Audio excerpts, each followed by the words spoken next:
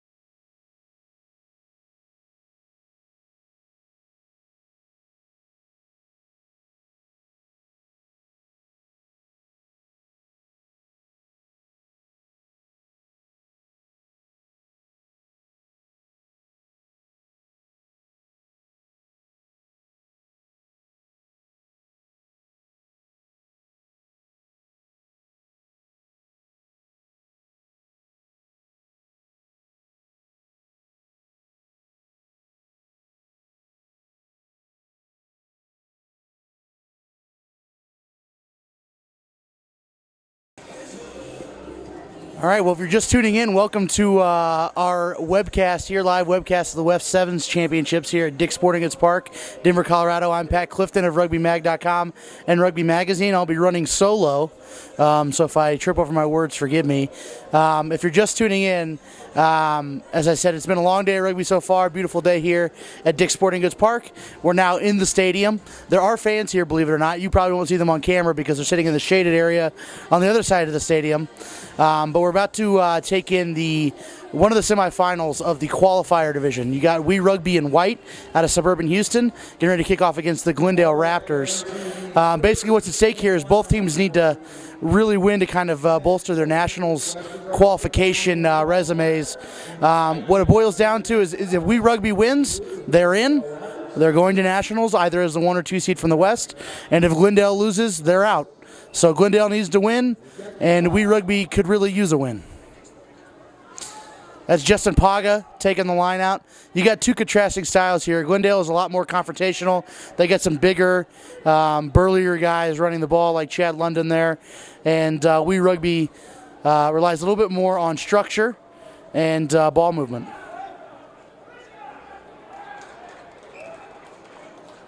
Looks like you got Spencer, or nope, that's Mike Graham shoving Brian Guillen into touch. So we're going to have a line out here, an attacking line out for Glendale, pretty close here to the try line. It's a big scoring opportunity for Glendale. In the middle of the field, if you don't recognize him, that's Kurt Weaver of USA Rugby, the head of the youth and high school division, blowing the whistle. DeJuan Reed here with the throw-in.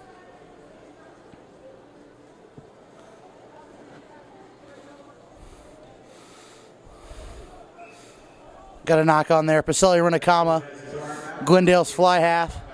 The Fijian wonder. He's a very quick little guy. Has been playing for Aspen sevens-wise the last couple of years. Also plays 15s with the Sacramento Lions. Nifty player, but he couldn't pick that ball up cleanly.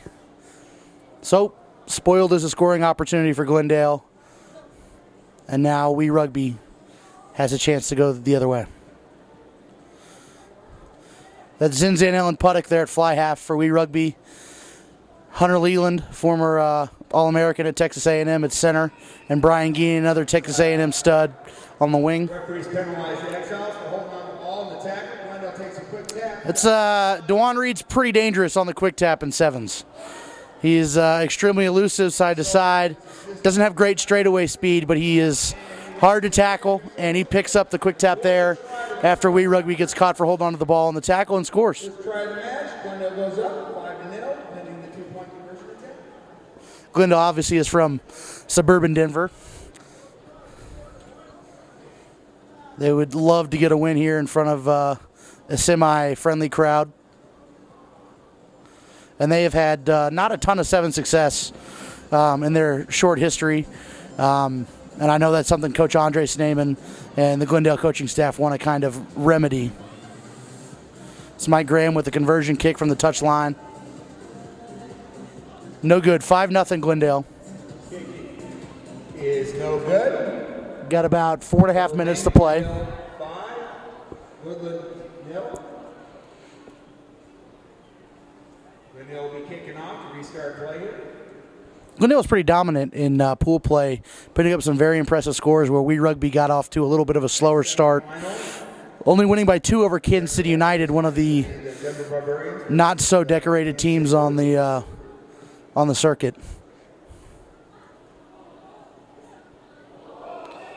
Yeah, that's going to be a penalty. Looks like it was Brett Willis there who was pinged for the penalty, hitting the guy in the air. That's him making a tackle there. Former wide receiver at Sacramento State and Colorado State. He's in Glendale because of the Olympic Development Academy and program that they've got there. And he's definitely a sevens prospect for the future. He's got all the athleticism.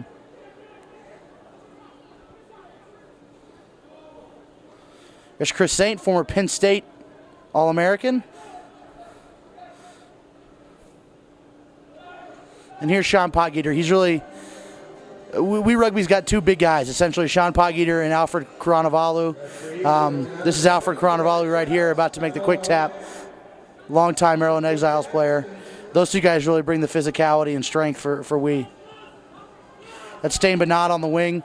He's a flanker from Arkansas State. All-American. You probably recognize him. There's a lot of Arkansas State influence on this Wee Rugby team. You see Wee Rugby's perfectly content to kind of move the ball side to side. Typical 7 structure. Take the contact on the fringes, and maybe some holes will open up in the middle. If not, they're going to catch pass all the way down the field.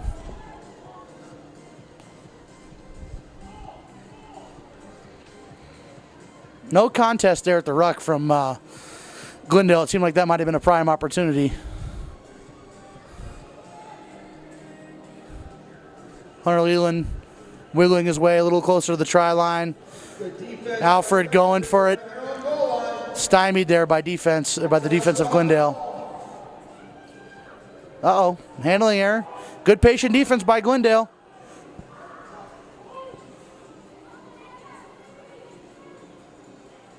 Alan Puttock, he can make something of nothing. He certainly did for Arkansas State at the College Sevens National Championships in College Station. But that's not going to be enough. Player on the ground took too long to make the pass. Desperate defense. You can tell both of these teams really want this win, and they know they need it for nationals.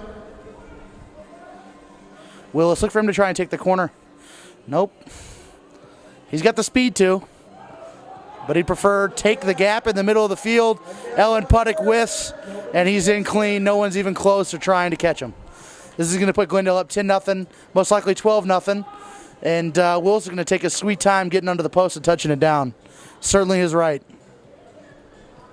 Long day of sevens. We had 2 pools of 5, so each team played 4 pool play games. So you're looking at 6 games in one day if these guys are going to get through the final and win. And Glendale pretty much needs to win to have any shot at nationals. Same with the Denver Barbarians. So conserving some energy here because you got 2 10-minute halves in the final if you get there is a pretty smart strategy.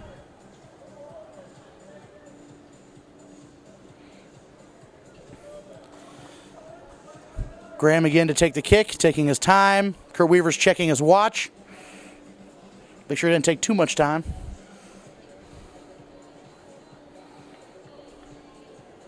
And it's good. 12-0 Glendale Raptors. With under 30 seconds left on the clock. We're in the last minute or so of the first half.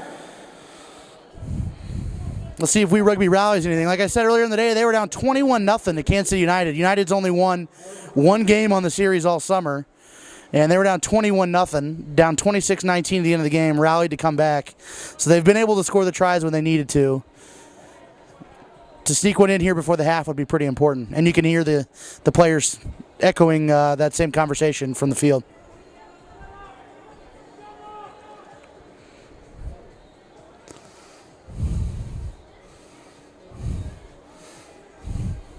Exiles keep the ball alive. Bernard to Zinzan. Hunter Leland, certainly one of the more dangerous players in the West Circuit.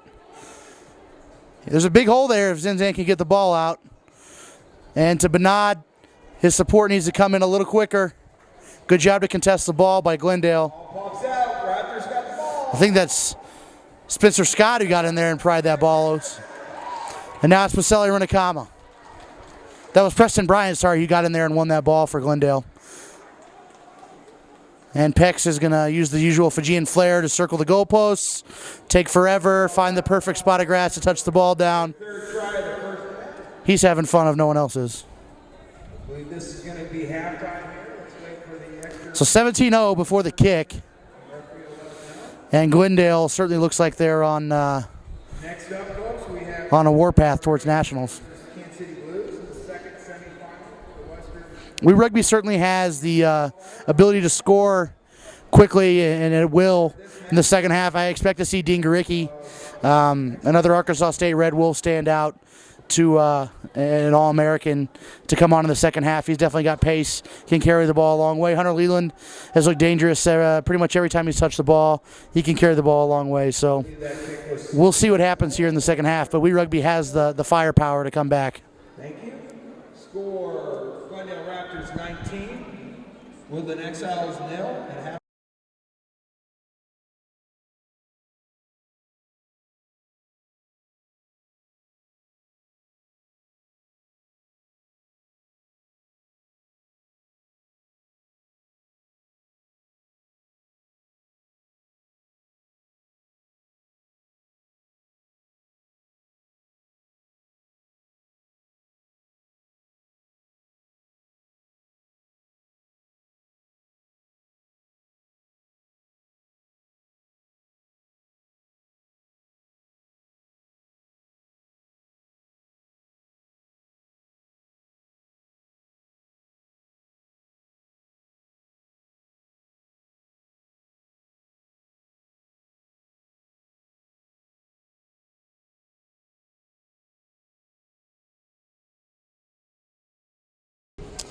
So getting ready to kick off the second half here. Glendale Raptors up 19-0. 3 tries, 2 conversions in the first half. It's looked pretty easy for them. Other than a couple of stints early on, We Rugby's defense has not been all that great in their possession. While they had a good one and they probed Glendale's defense, hasn't been as potent as it needs to be.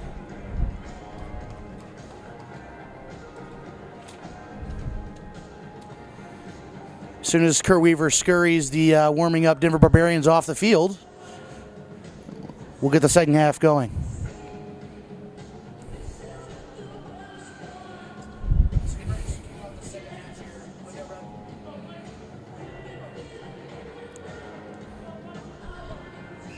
Mike Graham's going to take the restart. Action. Raptors up 19. Potgieter can't field it cleanly, and Paga is there to clean it up, as he was earlier in the first half. Okay, knock on. So We Rugby's going to retain the ball off the kickoff, which is of the utmost importance, as everyone knows in sevens. The most important set piece there is.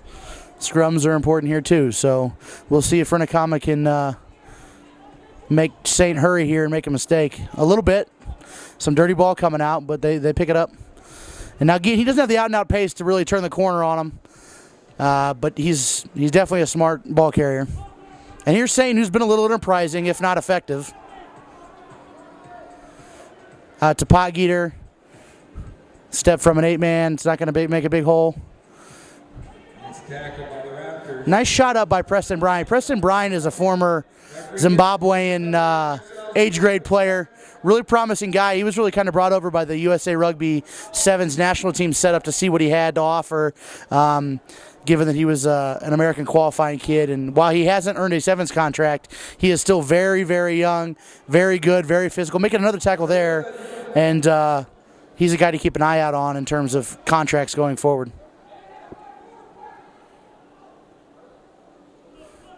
Now, if I'm getting here, I am going to try to turn the corner on London. London's not exactly the quickest guy on the plane. And like I said, DeJuan Reed has got side-to-side quickness, but his straightaway pace isn't all that great. So if I'm Guillen, I would have attacked the corner on them there. And here's Potgieter looking to straighten up and commit. And Leland, he can usually make some space out of nothing. Not this time. Got some good go-forward ball.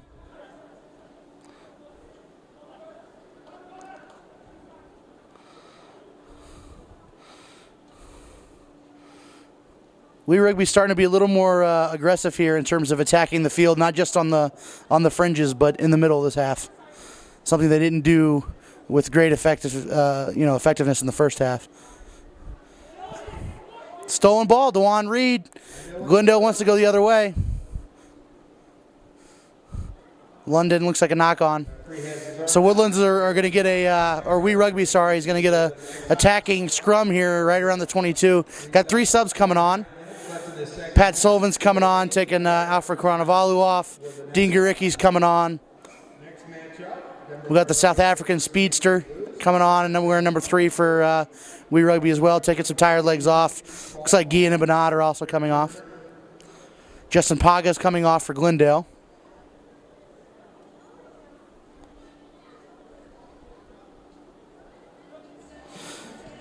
Or I apologize, that's Zach Paga coming off.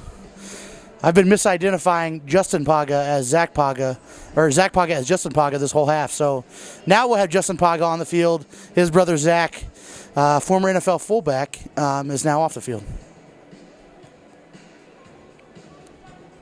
Scrum taken cleanly. This guy's got some speed, but not enough to get around Bryant. Really sure tackler.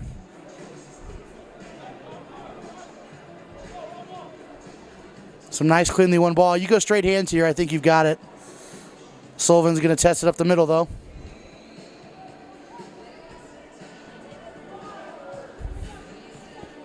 Nice little dummy inside. Way to use the ball. Nice ball fake. We Rugby's finally on the board. 19-5 here. Let's see what Zinzanel and Puttick does with the conversion. Just over 3 minutes to play.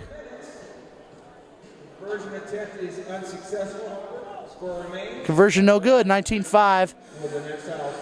Still a 2-score game, given that Glendale missed its own conversion in the first half. And I'm misidentifying players all over the field because here comes Spencer Scott with a wrapped left knee, former Aspen gentleman, coming onto the field.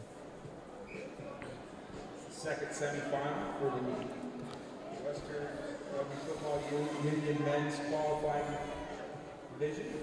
Pat Sullivan here at the restart, nice and high. It's contestable for sure. Tap back by Potgeeter, but Glendale is able to scoop it up. Nice grab by DeJuan Reed. A really difficult pass fed to him, and he was able to reel it in. There's Graham. Strong ball carrier, keeps his feet till he knows he's got support. Good pick by London. He doesn't have the gas to go all the way, but he's definitely advanced the ball and put We Rugby in a bit of a desperate defensive situation. Wow, great steal there.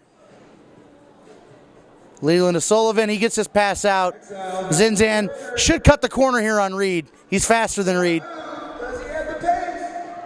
He's going to get it under the posts, or close enough. This should be an easy conversion, and we should be looking at a 7-point difference. 19-10 at the moment. Zinzan splits the post. 19-12, so a good ball game we got here. About a minute and a half left. As I said, We Rugby can get the points when they need them. Glendale's sweating it at this point.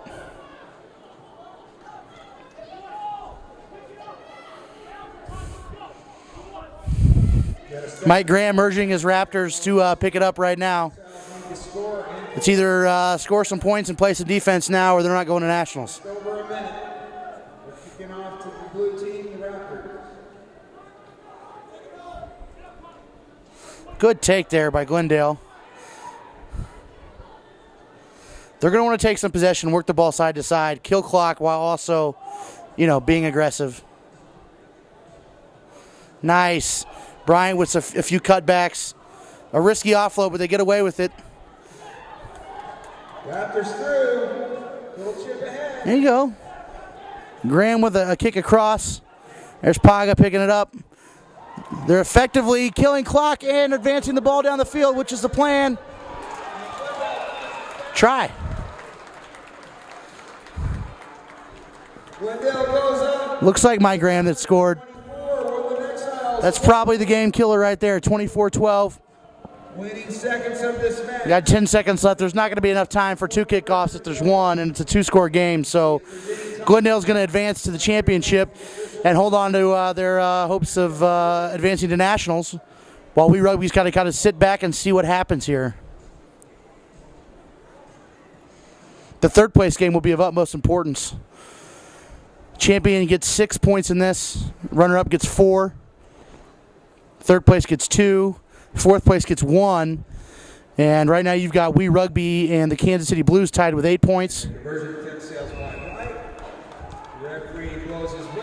And Glendale and the Denver Barbarians tied with 4. So coming into this tournament, the Houston Club and the Kansas City Blues both had the points advantage and were sitting in pole position, but the tables have turned a little bit here. Up next, Kansas City Blues, Denver Barbarians, and we're going to take a quick break and be right back.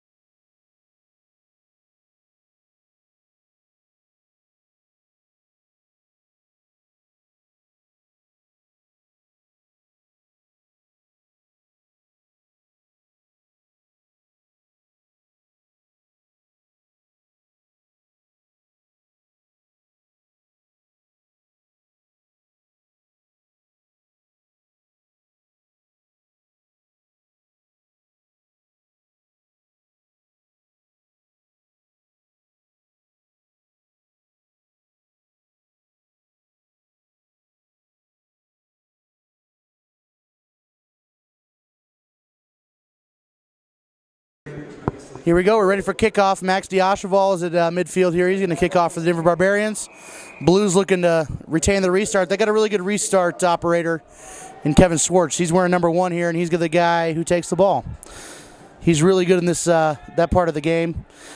Both Denver and Kansas City are masters of the restart. And we'll see. It's going to be a fun bout to watch those guys kind of go at each other with their strengths today. Kansas City won the first West Qualifier this summer down at the Woodlands. Had a really strong team there. Have been really bitten by the injury bug and the unavailability of one of their better players, Ed Mills, who's on holiday in Ireland, his native Ireland, and not here. But he will be available for Nationals if they get there. So the Blues are desperately clawing and trying to get to Nationals where they'll have a stronger squad, much like they did in Houston earlier this summer. There's Diasheval. He works extremely hard if he does nothing else. And he's tough to bring down, and he's a tough tackler. Tommy Pass, Colorado, Buffalo. Here's Bobby Impson of Oklahoma, feeding the ball out wide.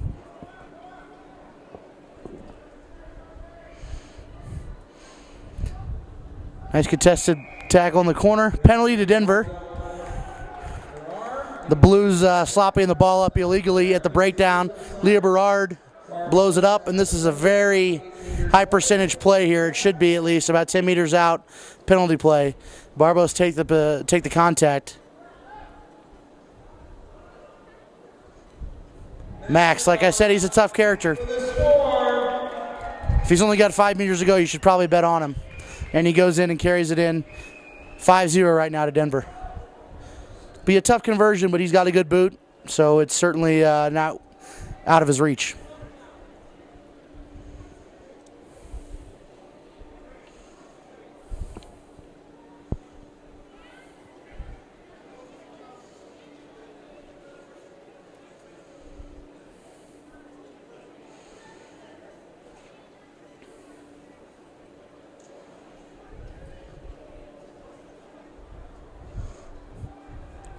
Sails left on him. No good, so it's going to remain 5-0. Leading the score, Denver Barbarians 5, Kansas City Blues 0. Both these teams are just your traditional 15s clubs who've been around forever, it seems like, and continually put out a good product. Little stark contrast when we rugby. There we go, a quick kick from Diasheval to the weak side. The Blues knock it on. Connor Smith knocks it on, so Denver's playing with an advantage right now. And they're going to get an attacking scrum out of it. Good heads-up play by Diasheval and his teammate there on the wing attacking and putting the pressure on the Blues when they were least expecting it.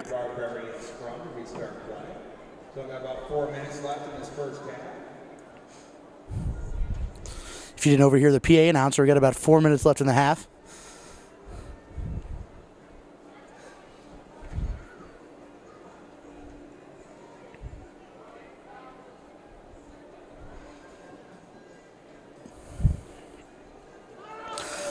Looks like a nice set play there from Denver, but it gets muffed up by some physical, tough defense from Kansas City.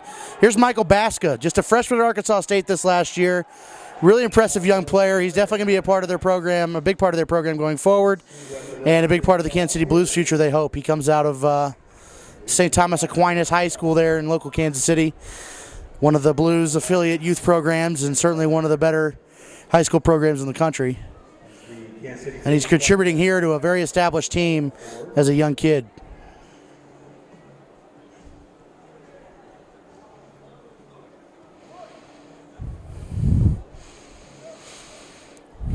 Denver wins the ball cleanly, goes out wide. Gasman cuts inside Kenny Scott.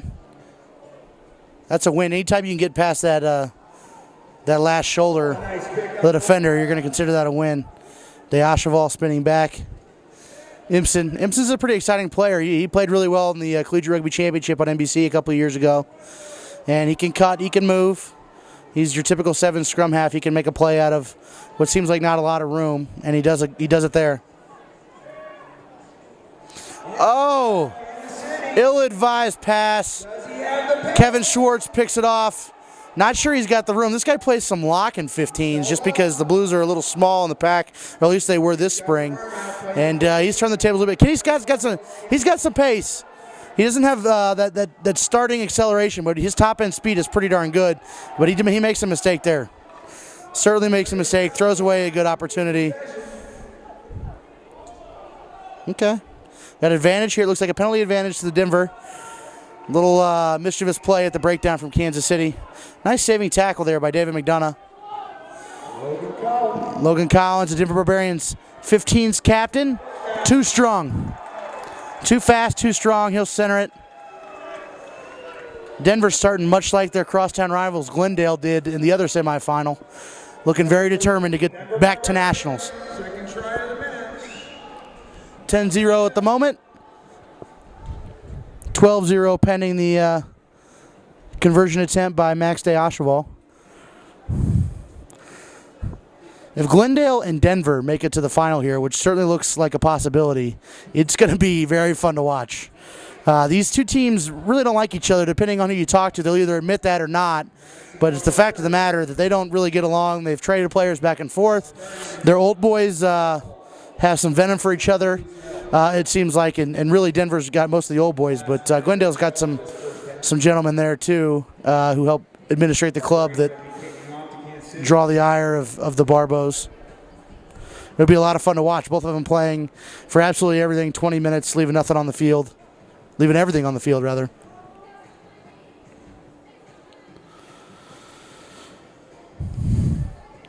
We go restart, probably the last restart of the half. Schwartz not able to get it clean. Goes out of bounds. Yep, definitely a Barbos line out. Kansas City tried to get away with going quick there, even though it wasn't their ball to play. You know, unlike Rugby, Kansas City doesn't exactly have that lightning fast or a couple of guys who are going to go 80 meters on you very often, make a line breaker on their own and go score. Certainly not without Ed Mills in the lineup. And every second that ticks off and every try that Denver scores makes it more and more unlikely. Kansas City is very much a pattern team that usually has to go through some phases and spin the ball to touchline a few times in order to score. Schwartz taking up the guts. He's having a pretty good game.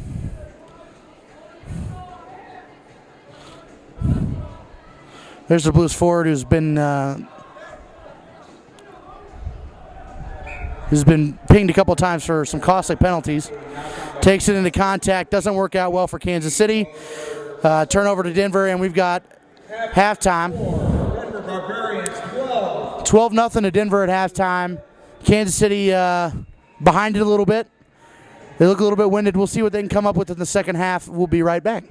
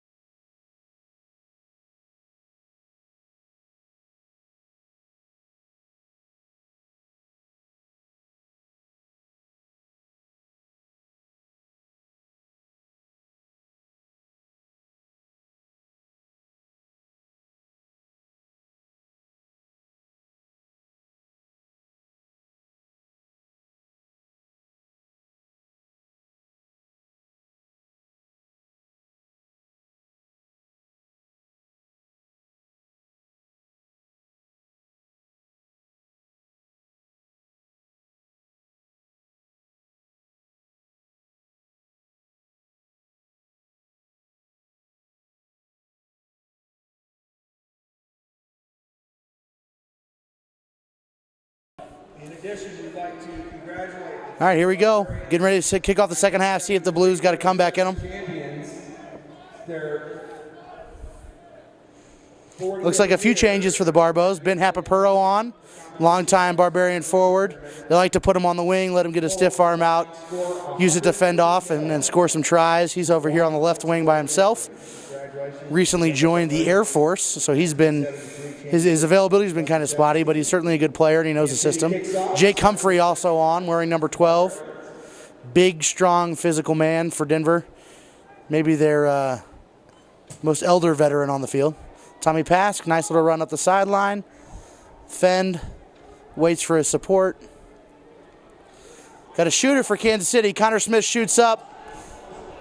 Nice little saving tackle there by Connor McDonough for the Blues. Impson looked like he could have been gone. Some desperate play from the Blues at the breakdown there.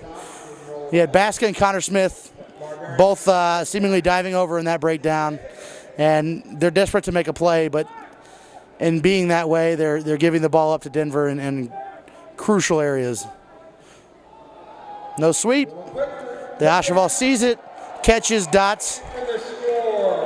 17-0. 17-0, and you see most of the Blues double over, having their hands above their head. There certainly is plenty of time, but it's looking bleak at this moment for Kansas City. Kansas City, of course, made it back to nationals last year for the first time in several years. The Blues have a pretty good sevens history. If you look back in the early 2000s, late 90s, that sort of thing. And they've got a young club, and if they weren't so injury-riddled and Ed Mills was here, certainly could be a different story. Barbarians 19, Kansas City Blues 0. Barbarians will be kicking off to restart play. So 19-0 here. Denver leading Kansas City in the second half. 3-score game.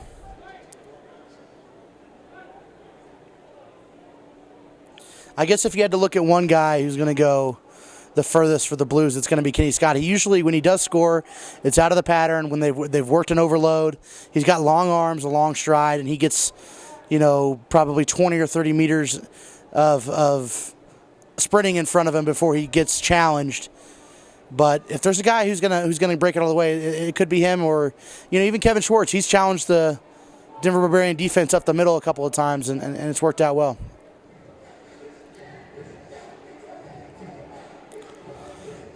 Blues are flat. Don't have a lot of depth to work with. Kenny kicks. Probably goes higher than he wants. But a fortuitous bounce. Scott picks it up inside to Connor Smith. And he knocks it on. Nice little K-State connection. Completely different generations of Kansas State players, but it was a good connection. But the Blues have lost the ball after it, and Denver's going to be happy to work through the phases, chew up clock and chew up yardage.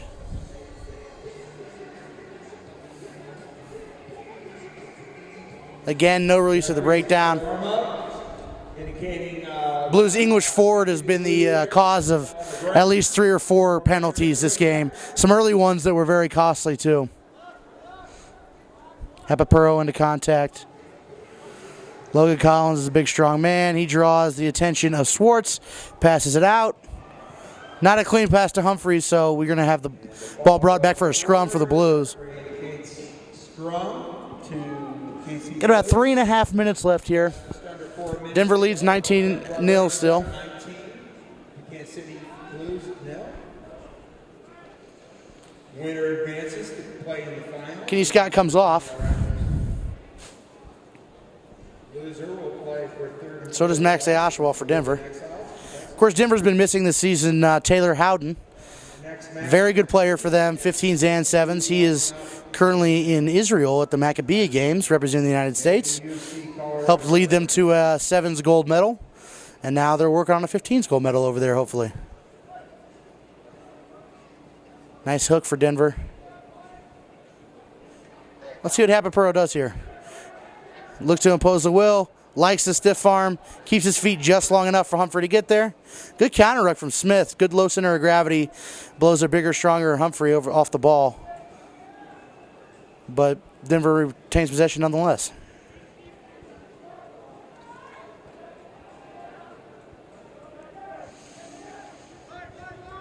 As I said, happy to go through the phases. They won't like that pass, but Kansas City's not pressuring the mistake. So no harm done. Connor Smith just didn't have the gas to get to that one. He put in a lot of effort at the breakdown right before that. He just didn't have the gas to get to to get to the gap and cut it off. That's a try, and that's going to be the death knell for Kansas City Blues. Bringing the score, Denver Barbarians 24. Denver 24-0 here. Not much in the second half. And it's going to be Denver versus Glendale in a very exciting qualifier final. Looking like we might have a local matchup against two rugby powerhouses in the final of this tournament. So the winner of the final is going to end up with 10 points. Conversion attempt is successful. Denver Barbarians. The winner of the third place match is going to wind up About a minute and a half left with 10 points. Barbos will be kicking off. And the loser of the third place match is going to wind up with 9 points.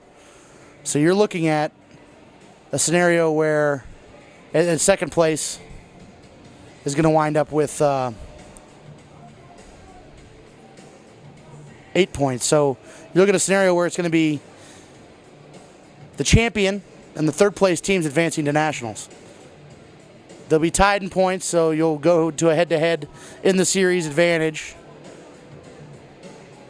to figure out the seed, but it should be first place and third place if I've done my math correctly, which is certainly possible that I have not, for the two bids to nationals from the West.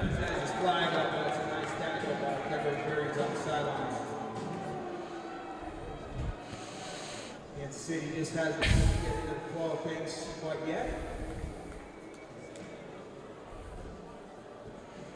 And anybody keeping score at home, Mark Bachhoven, the head coach of Denver Barbarians and a very big, strong man, former Sevens Eagle, longtime Sevens Eagle, does have his shirt on today. It's a tank top, so it's still bearing a lot of skin. Usually he has the sun's out, guns out motto, and the sun is out, though he is standing in the shade on this side of the stadium. But he does have his shirt on. I have no doubt that it will come off if Denver secures a bid to nationals. And some very lucky young man or lady will probably try and scoop it up and take it home. Couple mean stiff arms there from Happy Pearl. I think Leah Berard missed a knock on there, but it would be inconsequential.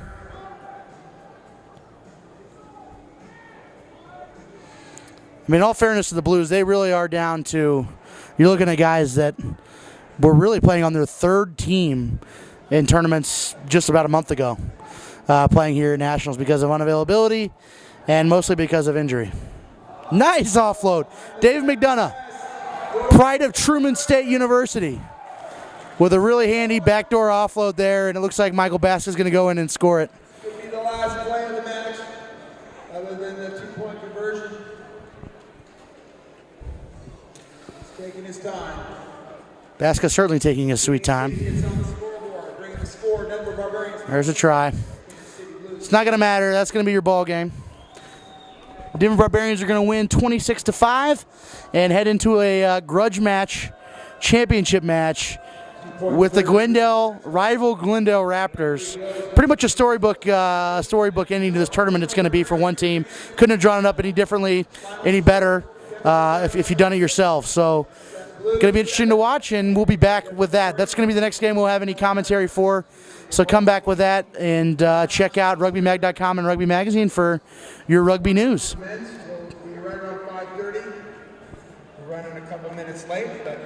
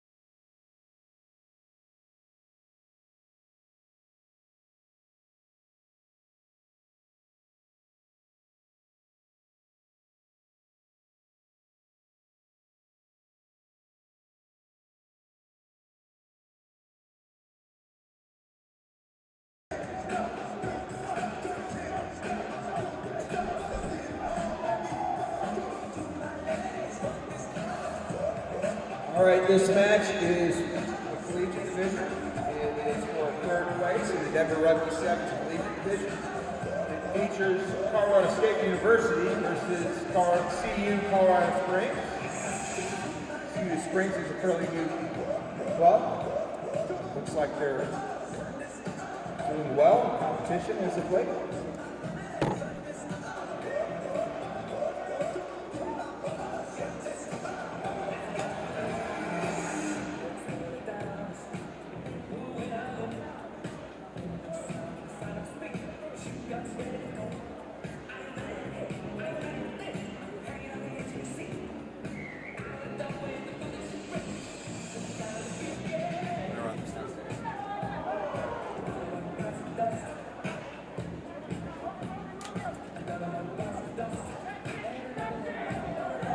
CSU kicked off and held up the ball with CU Springs. It will be a scrum to CSU to restart play.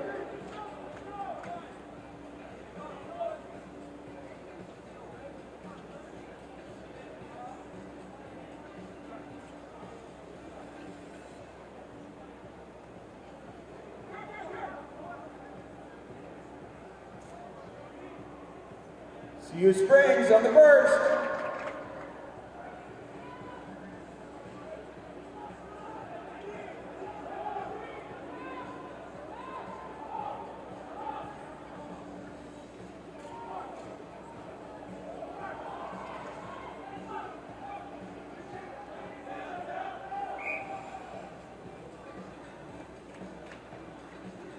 Referee indicates a knock on by CU Springs. It will be Colorado State University's scrum to restart play.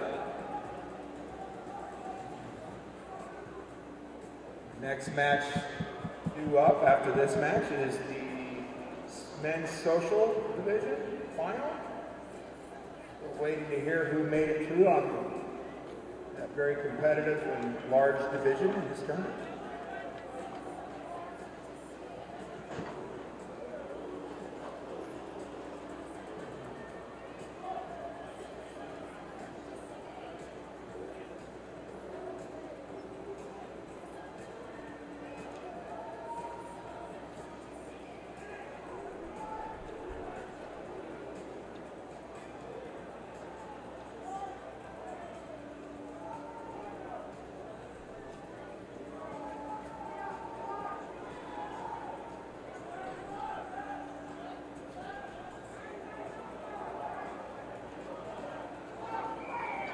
CU Springs with the penalty.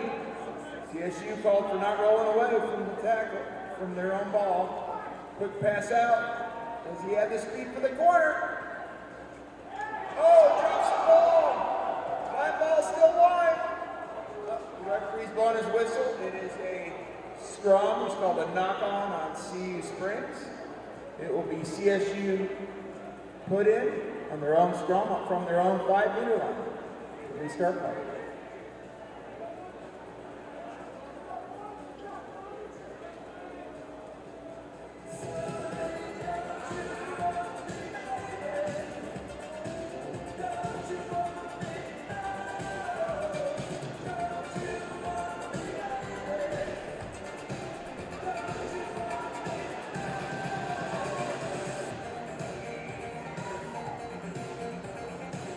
Penalty against CU Springs will not roll away. CSU quick tap from their own end.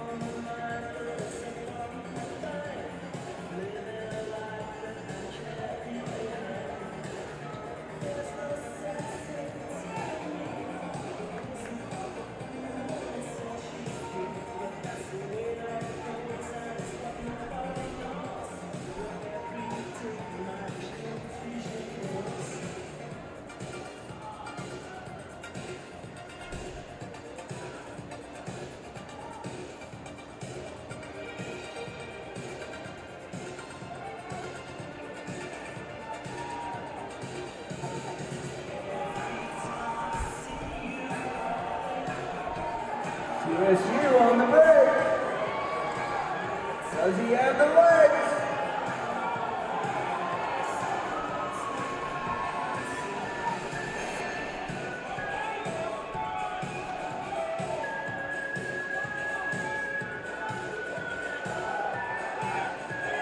Nice pass out, CSU. Number 23 under the post. First score of the match.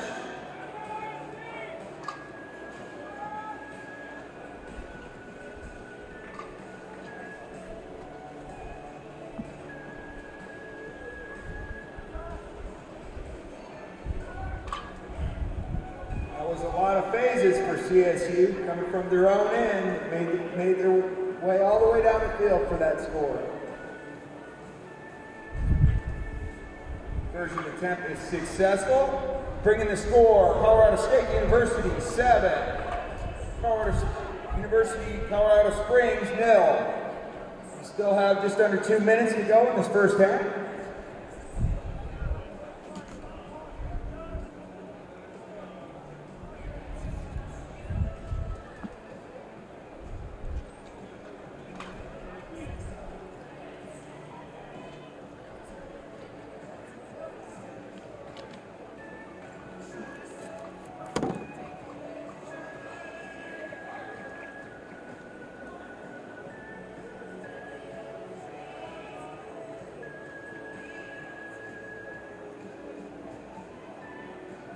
CU Springs, number 1, Drew again.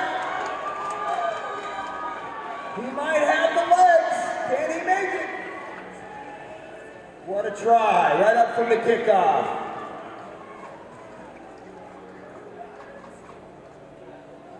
Colorado State University 7, Colorado University, Colorado Springs 5. Still have a 2-point conversion attempt here. A little under a minute left. Official time is being kept on the field.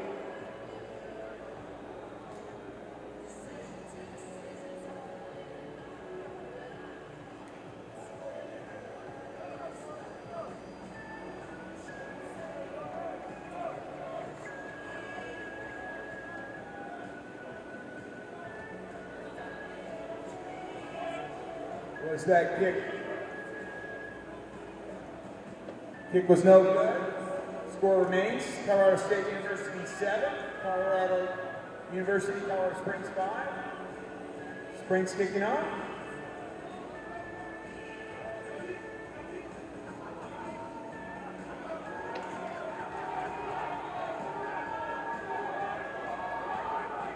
CSU.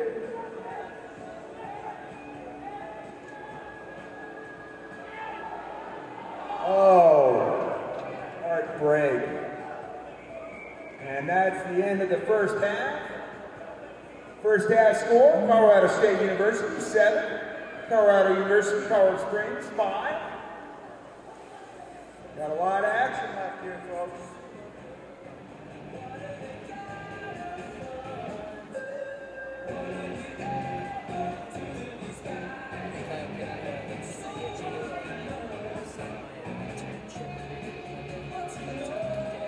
Yeah. That's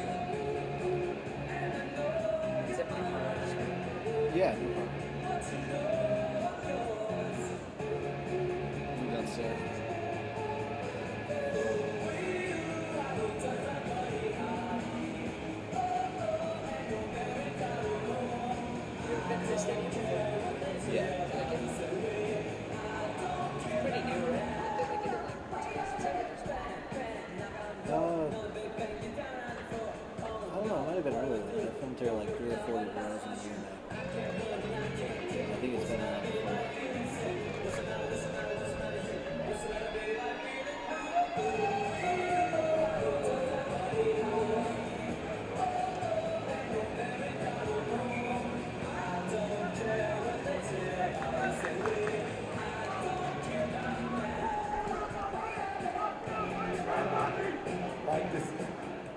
I'd like to send a shout out to the Denver Barbarians 1973 Denver Sevens Championship, their 40th year reunion.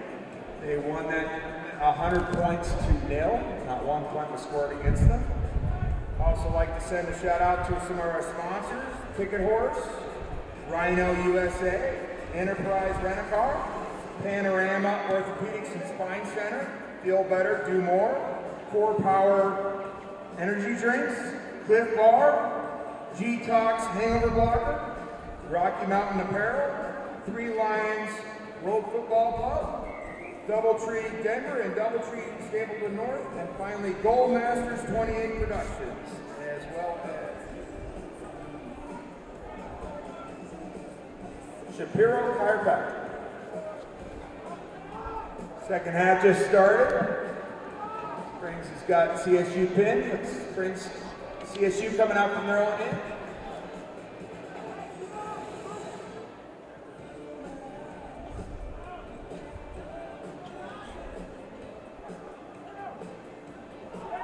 Intercept, CU Springs.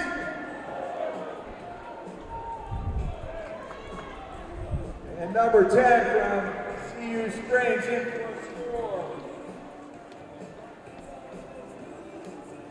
That brings the score, CU Springs 10, CSU 7, pending the 2-point conversion.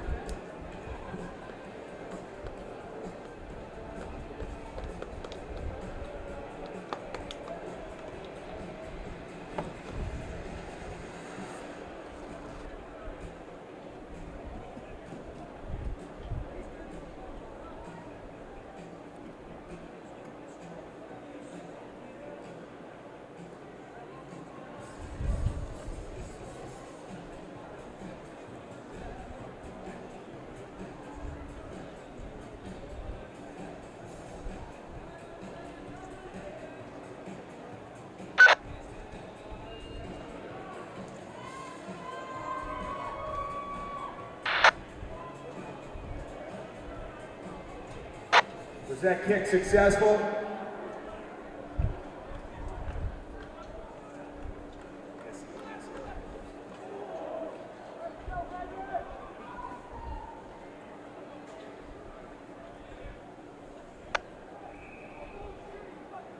Referee awards a penalty to CSU for CU Springs diving over. CSU quick tap down the sidelines. Intercepted back by Springs. Intercepted back by CSU.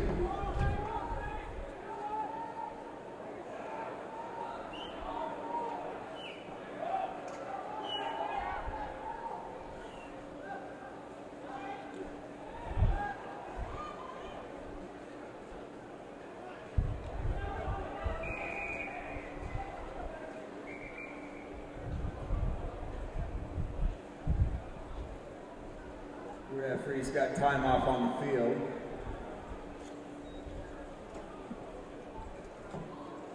He's talking to the CU Springs captain.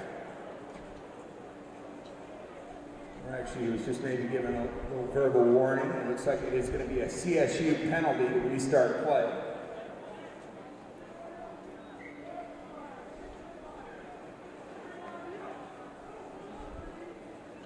Over the top pass, number 7. Oh, an intercept. Number 10 down the sidelines.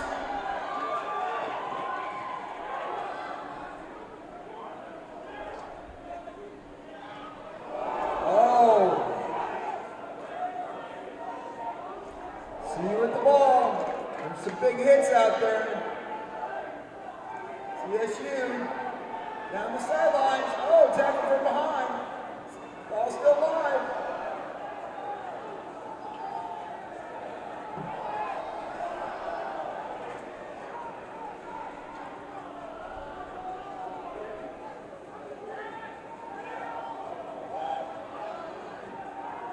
CSU in for the score. Bringing the score, CSU 12. CU Colorado Springs 10. Pending the 2-point conversion attempt by CSU. Still have over 3 minutes left in this match. Plenty of time for either team.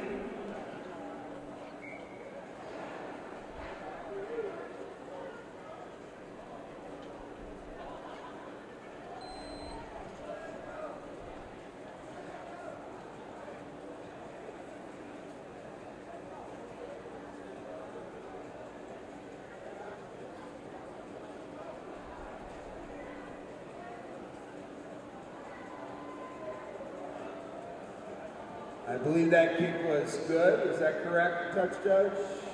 Thank you.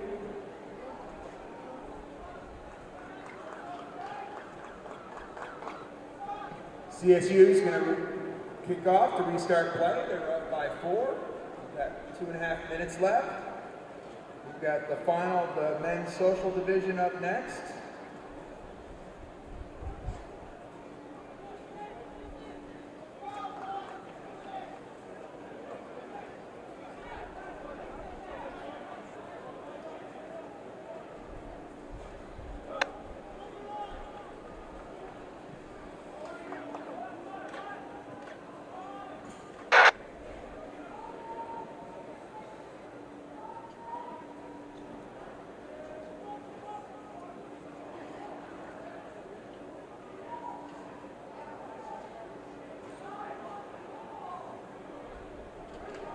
CU Springs from their own end. Down again. Does he have the legs? It's a race to the finish. CU Springs in for a try. Putting them up by 1 with just under a 1.5 minutes to go in the match.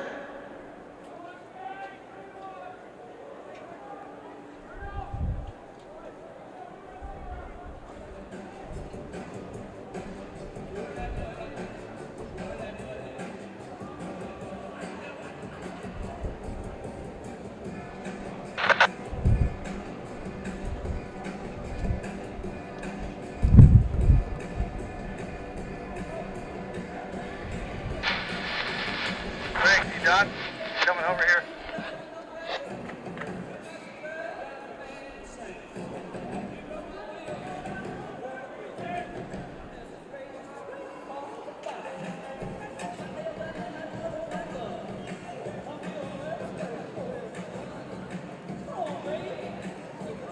I believe the conversion was good. Is that correct, Touch? Thank you.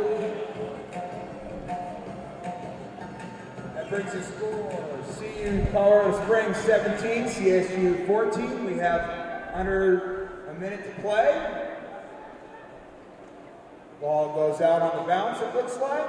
It should be a lineup.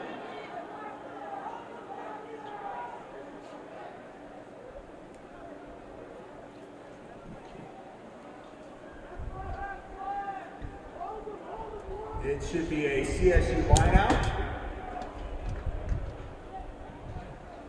They're only down by 3 in the waning seconds of this match.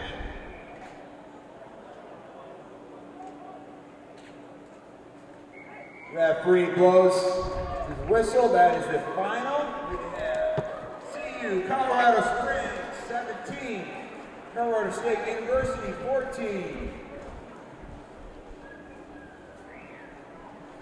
CU Colorado Springs takes 3rd place in the Collegiate Division for the Denver Rugby Sevens 46th Annual Tournament.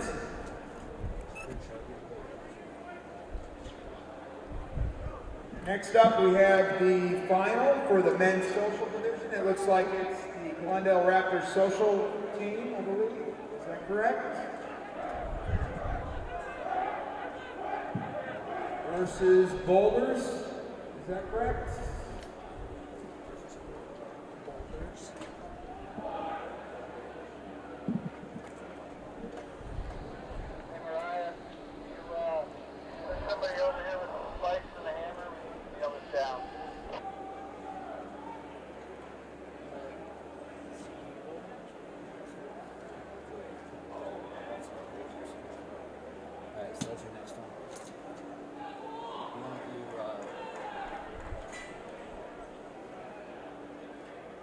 You want me to do the next one? Give you a break and then you shoot the next one after that? Or do you want to go? Switch off for the next one? Yeah, up to you.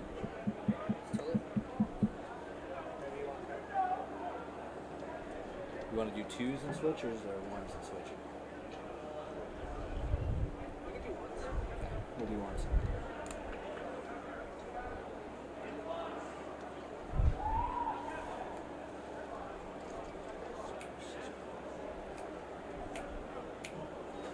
actually going to miss out on packing all those outdoor fields. So. We still have t-shirts available, section 126 on the concourse. We do have some weather to the north of us. Hopefully it will miss us. If we do have, it looks like we've got lightning in the area, we might have to have a delay. Let's hope that's not the case. We are currently into the final for the men's social division. And it looks like it's Glendale's social team, their B-side teams versus Boulder. We're about to get started here. Take it to the should be ready. Cool. Thanks.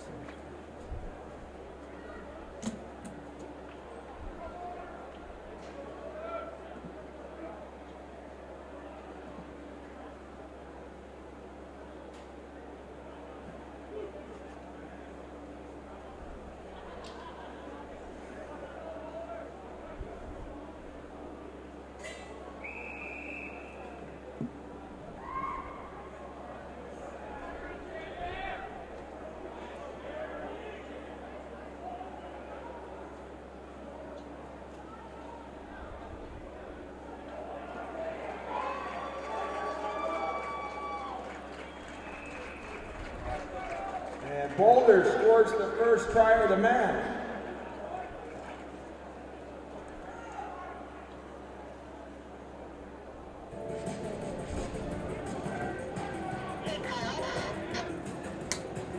Yeah.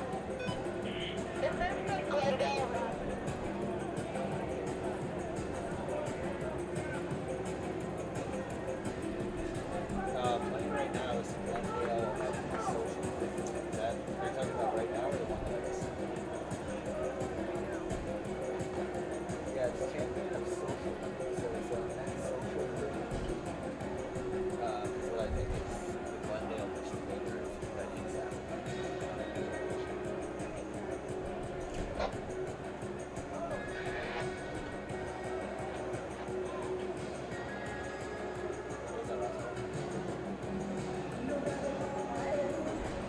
What'd you say on that last one? Boulder's about to kick off, restart play.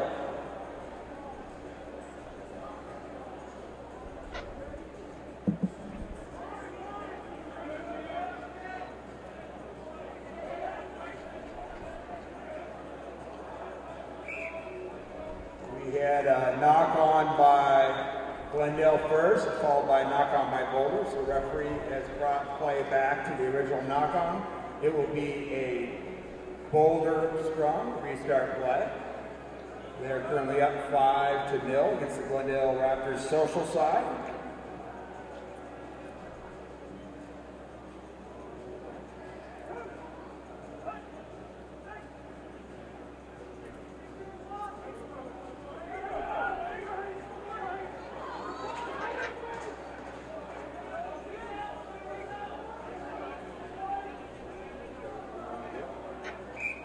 Attention referee, we have lightning in the area. We have lightning in the area, referee. We need to stop play. Referee, we need to stop play. Please clear the field for the moment. We have lightning within 5 miles. From a safety aspect, we're going to have a little delay here. We're stopping the clock. Apologize, but safety is first and foremost.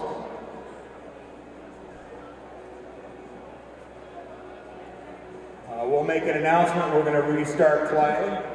It's probably going to be at least 20 minutes, but we're going to make sure that nobody's out there in open field. There's a lightning rod. At this time, I'd like to thank some of our sponsors: Rhino USA, Ticket Horse, Detox Hangover Blocker, Cliff Bar, Core Power Energy Drink, Panorama Orthopedics and Spine Center, Feel Better, Do More, Rocky Mountain Apparel, custom screen printing and embroidery since 1987, Three Lions Club, World Football Club. Doubletree both by Hilton in Denver and Doubletree by Hilton in Denver Stapleton North. Gold Masters 28 production. And Shapiro Chiropractic. Also like to put a shout out to the 1973 Denver Rugby Sevens Championship Denver Barbarian team. They won that year by a combined total score of 100 to 0. Did not allow one point against them. We are in a rain delay, so please visit the vendors downstairs and enjoy some beverages of your choice. And we'll get started as soon as we get the clearance that we don't have lightning coming down on us. Thank you. Por favor, abandonen los campos y tomen refugio. Cuando los manejadores del complejo de el anuncio ya libres, las actividades pueden resumirse. Gracias.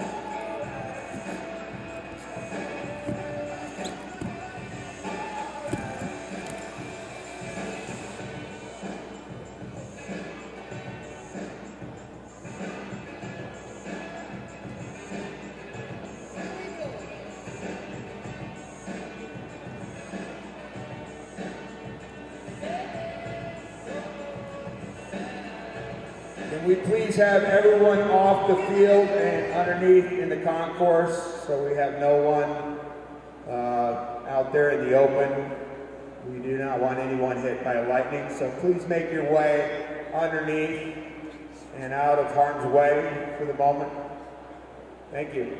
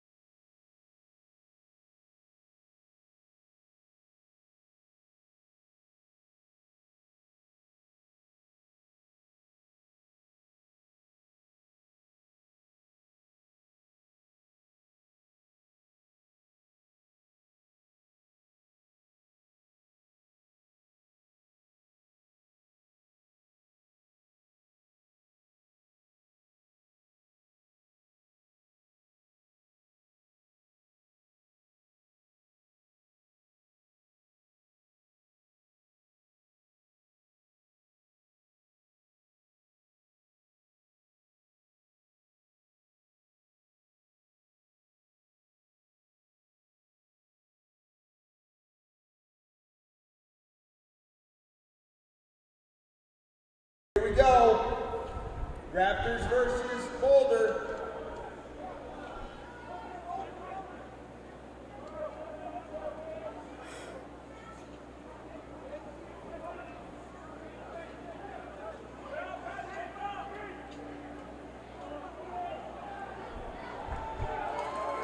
Boulder on the burst. Does he have the legs? In for the score. Boulder goes up 10-0 against the Raptors social side team. 2-point conversion attempt pending.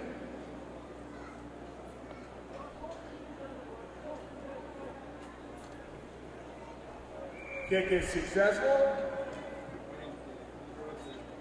Bringing the score, Boulder Rugby Football Club 12, Glendale Raptors no.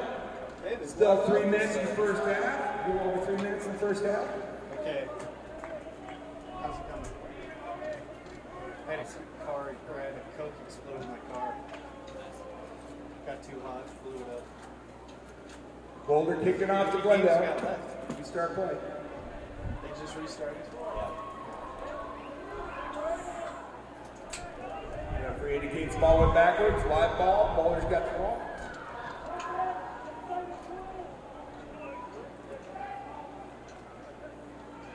Have you been running DVDs down here? Yeah.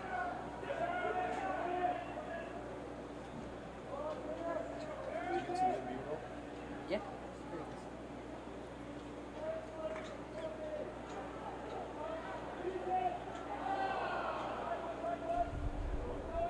Glendale regathers. A race for the line. Does he have the legs? Oh, quick cut back. Another cut back. Where's his support? What else do you want to play with? Today's there is just saving his voice for the next 3 days. He's taking a game. Has he been doing it? Yeah. What's he do? Just stand on the side of him and Knock on by Glendale. Boulder kicking it out of their own end. Referee's bringing it back. Or no, he's choosing to go ahead and play the advantage. It'd be a line out to Glendale up the field. they lost the tent. You could return it maybe.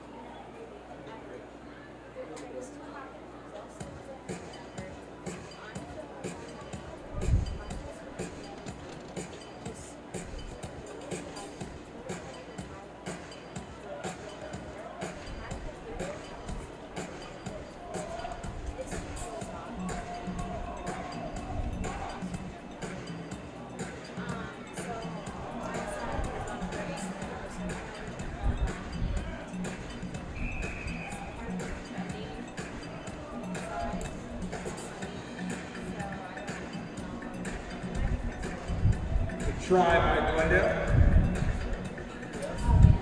Bring the score, Boulder 12, Glendale 5. Still got a little less than a minute. Conversion attempt is good. Bring the score, Boulder 12, Glendale Raptors 7. We're under about 30 seconds left in the first half. Sorry for the weather delay, folks, but we're going to get on play. It looks like we've got a little window of good weather here. Warming up, we have the Collegiate final. Looks like it's Air Force versus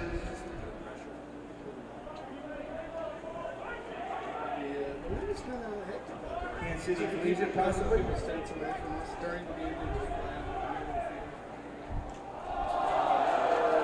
Want to regather by 8, and he goes in for the score. Glendale 12, Boulder 12. We're all tied up. Glendale still has a 2-point conversion. Just standing over there and we need to film like him. So we need to film it. I said it's the girls from my side. They're going over there and they're playing, what is it? What's on this video? How's it going? Film it. And then stream it. And he was like, okay. So then he streamed it out of 61 and brought him. And the Raptors conversion is good. We're at halftime. Halftime score. Glendale Raptors 14, Boulder Rugby Club, I 12. had some guy come by and tell me that the girls don't have it. Still 7 minutes to go in the second half. I'd like to thank some of our sponsors at this time. TicketHorse.com. Get your tickets from Ticket Horse. Rhino USA. Enterprise Rent-A-Car. Panorama Orthopedics and Spine Center. Feel better, do more. Core Power Energy Drinks. Cliff Bar. G-Tox, the hangover blocker. Drink G-Tox for a night on the town. And wake up feeling a lot better in the morning. Rocky Mountain Apparel, custom screen printing and embroidery since 1987. Three Lions, a World Football Club. Doubletree by Hilton, both in Denver, and Doubletree by Hilton in Denver, Stapleton North. Gold Masters 28 production. Capturing your memories, conserving your budget. And Shapiro Chiropractic. Last shout out, 1973, National 40th year. National, or the championship from the Denver Rugby Sevens from 1973. The Denver Barbarians outscored their opponents 100-0. Some of those players are here in attendance today. Thank you for coming back, reliving old memories. I don't think there's a team here that's not giving up a point this weekend, so about to get underway with the second half.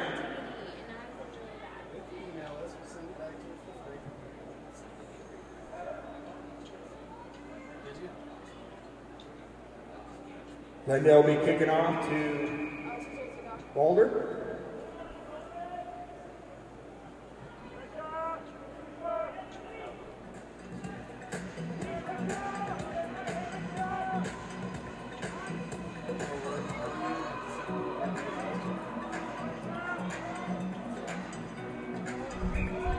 Glendale managed to regather a pass, but then went out of bounds. That would be a Boulder lineout to restart play from their own half.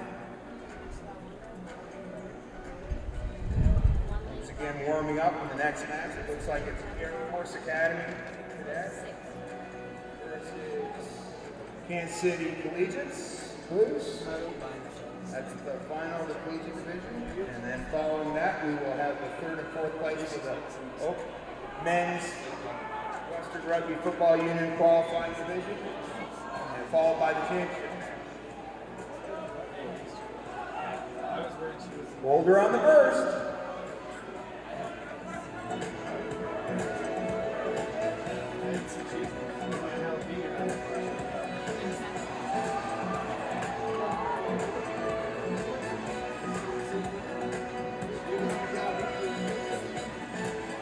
Glendale intercept. And in for the try, the Raptors. Bringing the score, Glendale Raptors 19, Boulder Rugby Club 12. Still 5.5 minutes to go in this second half. Plenty of time. Raptors have a 2-point conversion attempt. Come here.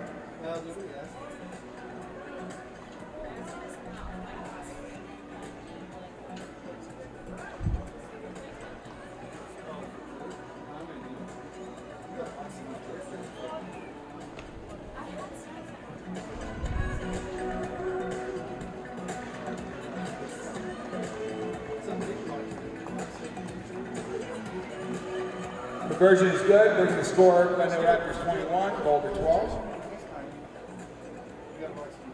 Still got plenty of time, just under 5 minutes. Glendale kicking off to Boulder. This is it though?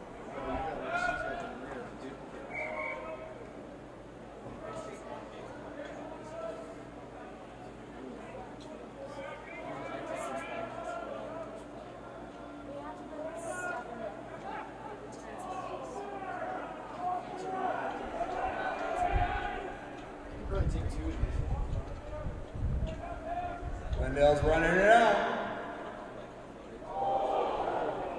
That looks like it's a high tackle. The referee is awarded a penalty to Glendale.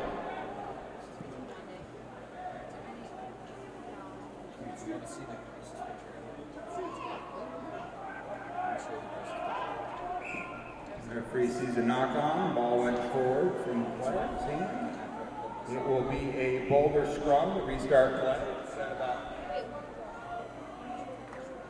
3 minutes, 45 seconds or so to go in the second half. Boulder needs 2 scores to go ahead.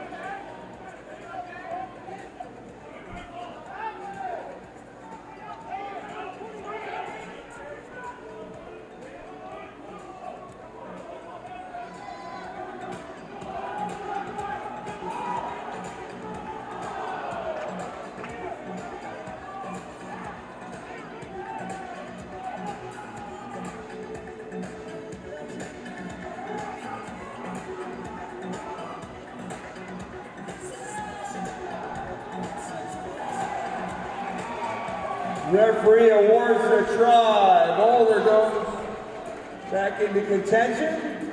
Glendale Raptors 21, Boulder 17. We have just over 2 minutes to play. Boulder still has a 2-point conversion attempt kick to go here.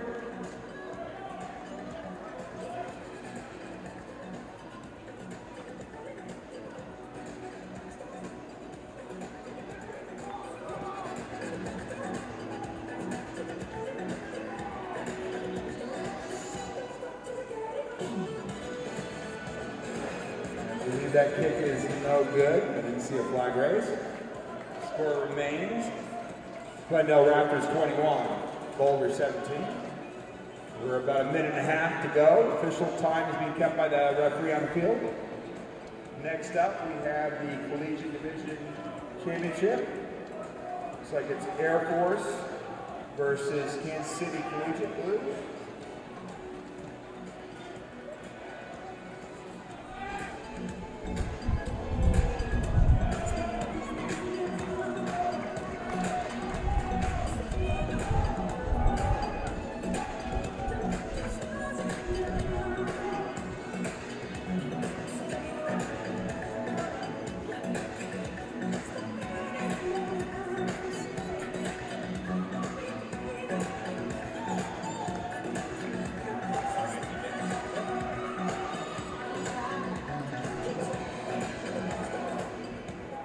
Ball goes out from the lineup. Glendale does a quick lineup back at their own. They're off to the races. Quick little chip. Oh, Boulder gathers. Oh, just off the fingertips.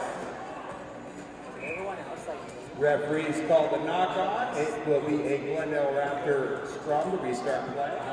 We are in the final seconds, but this match is still undecided. We're within 4 points. A reminder, the official clock is being held by the referee on the field, so just because the time on the scoreboard is out doesn't mean we don't have a couple extra seconds or even a minute or so to go. See, that's what I don't understand. It's like, why do they have the timer when it's like, that's not the end? It doesn't even count.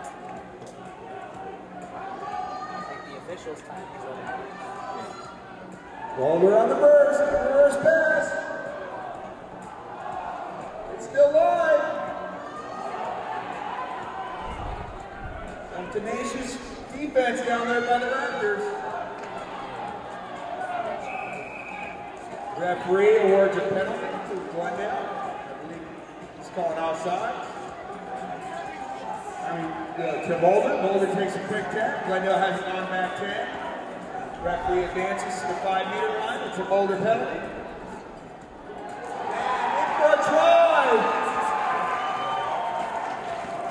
Boulder up 22-21 against the Glendale Raptors social side. That might not be the end of the match, folks. The referee holds the official time on the field. It's Still have a 2-point conversion attempt by Boulder. And I'm not sure if we're going to have any time after that, but it's up to the rest of the field. Coming up, we have the Collegiate Championship featuring Air Force Academy Cadets versus Kansas City Blues. And that is the final.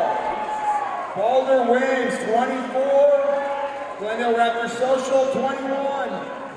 Boulder, winners of the 2013 Social Division Men's Championship of the Denver Rugby Sevens. Congratulations, Boulder.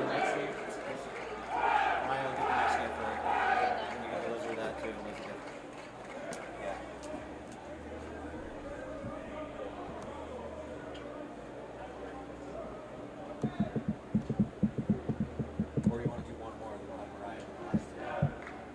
You want to do one more than last year? Since you're the freshest out of all of us in this championship, we'll try to be from the sky. No falling asleep to the championship day.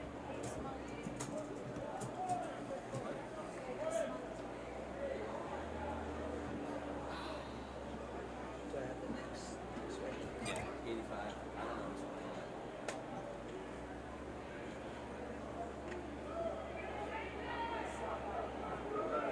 Should we just put the maybe abbreviations? What do they have on there? Figure out what it is. Air Force Academy. Congratulations, Boulder, on winning the men's social side. 2013 Denver Sevens. Up next, we have the collegiate final featuring the Air Force Zoomies versus Kansas City Blues Collegiate.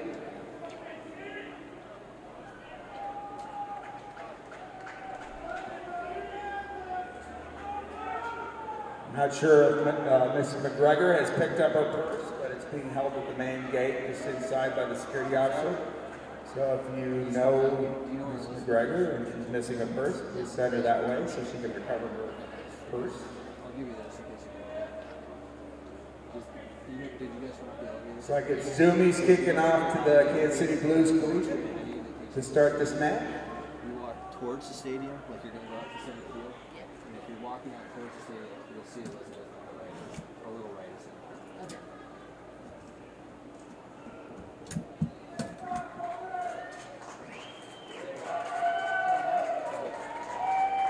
Okay. Change the street. 85 support round? Yeah, I got it. Let's hear it up for these two teams. Finals of the Collegiate Division 2013 Denver Rugby Sevens. Air Force versus Kansas City Blues Collegiate.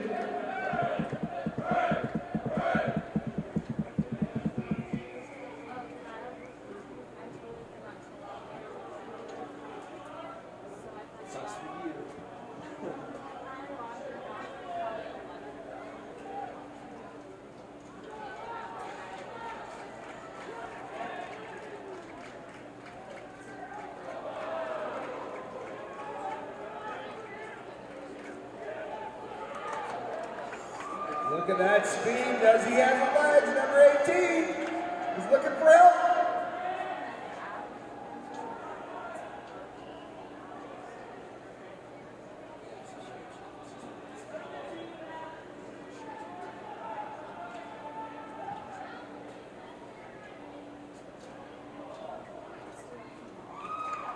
And Kansas City Blues Collegiate in for the first score of the match. Bringing the score, Kansas City Collegiate 5, Air Force Academy 0.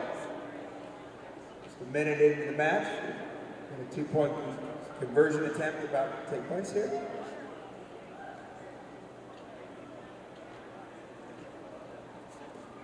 And the conversion is successful, bringing the score, Kansas City Collegiate 7, Air Force Academy 0. Minor, in the next match, we have the 3rd and 4th place Men's Open Division Western Rugby Football Union Qualifier. The winner of this next match is going to Nationals. The points have been determined over 3 tournaments. The winner will be going to Nationals. So this next match is going to be very important for both teams, the Exiles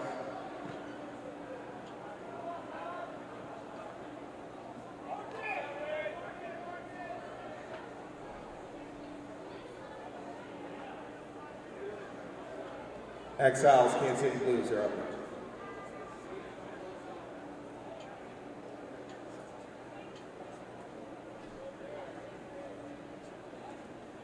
Air Force Academy lineup. We start playing.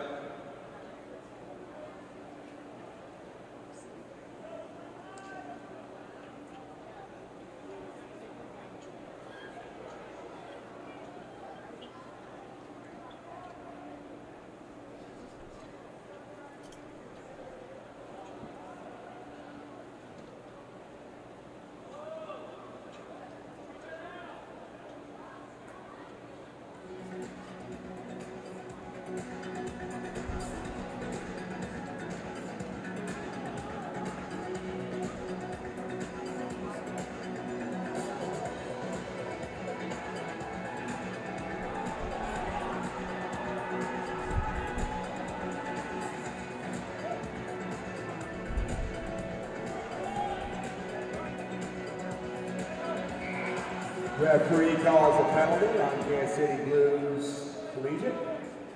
Coming from an offside. Referee determined the ball was not out from that drop. Air Force doing a quick tap.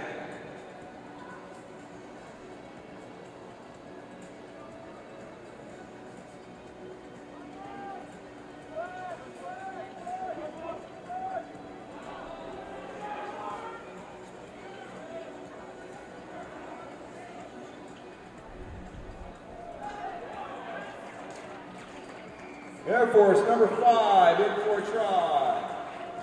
Bringing the score, Kansas City Collegiate 7, Air Force Academy 5. Pending the 2-point conversion by Air Force Academy.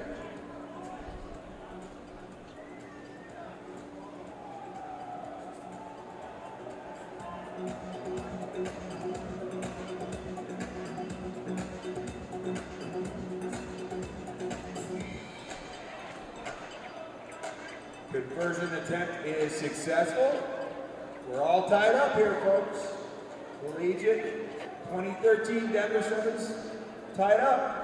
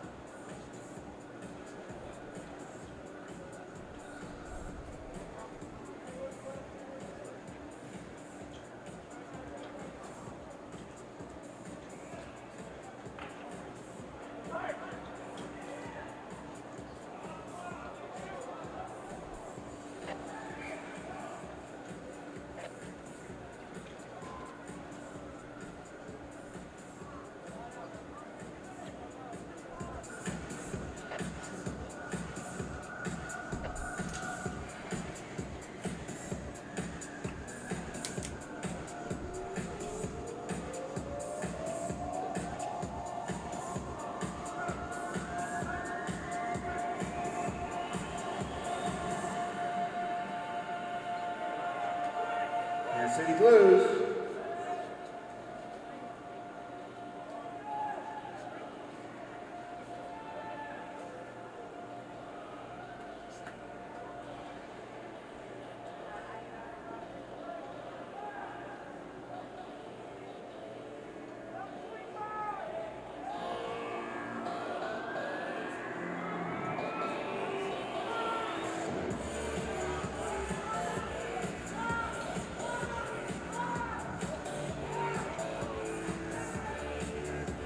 Referee has called a knock-on Kansas City Blues Collegiate. It will be an Air Force Cadet scrum to restart play. We are under a minute to go in the first half. We're all knotted up at sevens.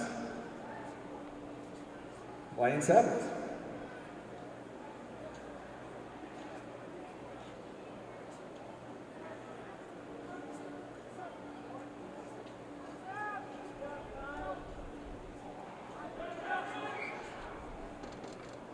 Referee's got his arm out and spotted another knock-on by Kansas City Blues Collegiate. It will be another Air Force Cadet scrum to restart play. We are on the last waiting minutes of the first half. Official times being kept by the referee on the field.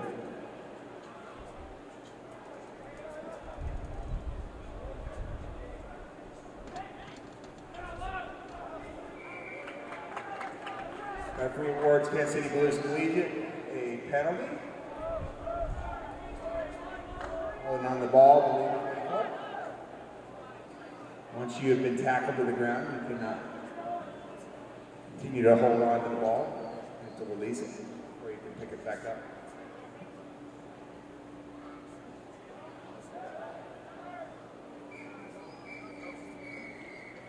Referee blows it up. That's the end of the first half. We're all knotted up, 7 apiece. Air Force Academy versus Kansas City Collegiate. Second half upcoming. In the next match, we've got 2 matches after this one to finish the day.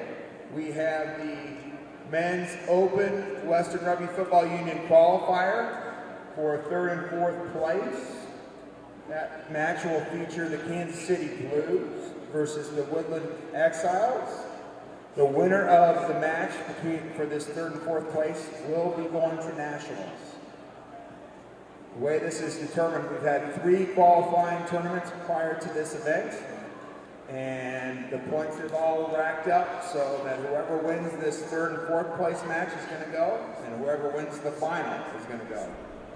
This region, the West, only has 2 entries into the Final Four this year, so based on the 3 tournaments played, the 3 qualifying tournaments, Denver Rugby Sevens being the 3rd and final qualifying tournament for the West, the winner of the 3rd and 4th place is going, and the winner of the final is going. And that's it. Can't get much better than that, folks. 2 great matches upcoming.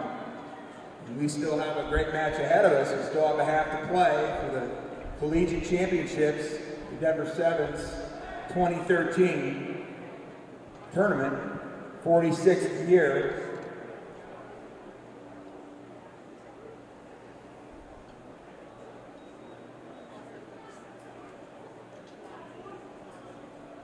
Kansas City will be kicking off to the Zoomies to restart play in the second half.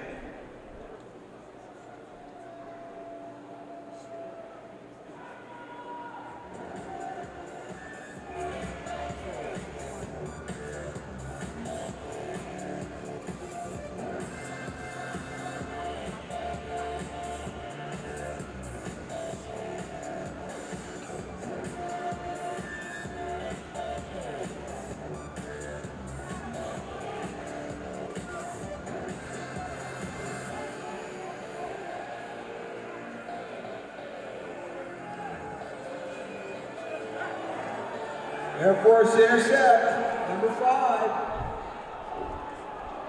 Kansas City Collegiate intercept, number 10.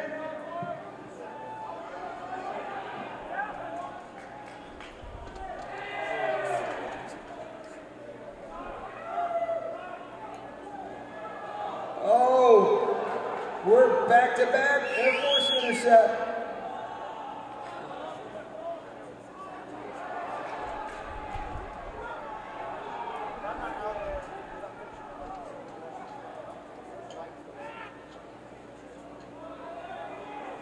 Air Force swings it out to the wing. Cuts it back in. Number 14. Did he get there? Yes, he did. Referee awards a try. Air Force goes up. 12, Kansas City Collegiate 7. Finding a 2-point conversion here by Air Force. We still have plenty of rugby left here. 5.5 minutes or so to go in the second half. Collegiate Championships for Denver Rugby Sevens 2013. Air Force versus Kansas City Blues. Collegiate.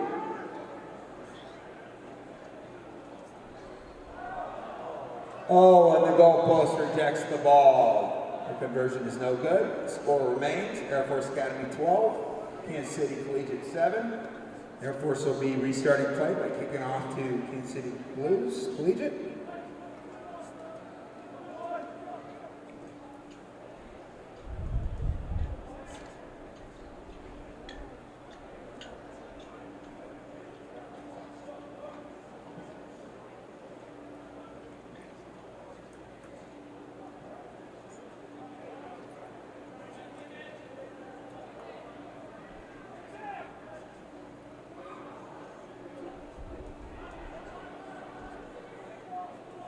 Kansas City Blues on a break.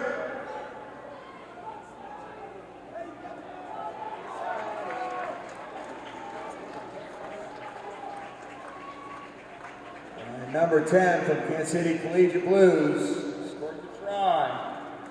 Bringing the score. We're all knotted up. 12-12. Kansas City Collegiate still has a 2-point conversion right in front. Go ahead. Still plenty of rugby. Just under 4 minutes left in this match, second half. Winner of this match gets the trophy, Collegiate Championships, Denver Rugby Sevens 2013. And the kick is successful. Bringing the score, Kansas City Blues Collegiate 14, Air Force Academy 12. Still over 3 minutes to go. Kansas City Blues Collegiate will be kicking off to restart play to Air Force Zoomies.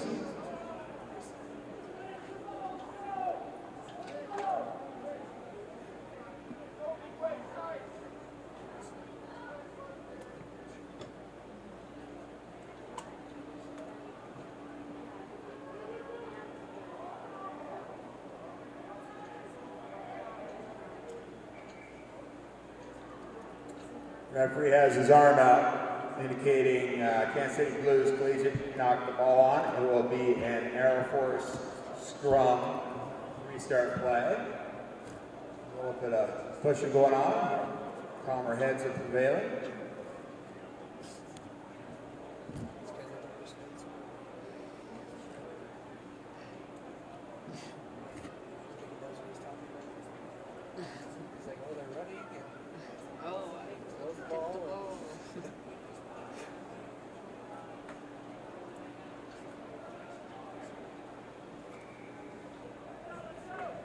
Air Force under some pressure.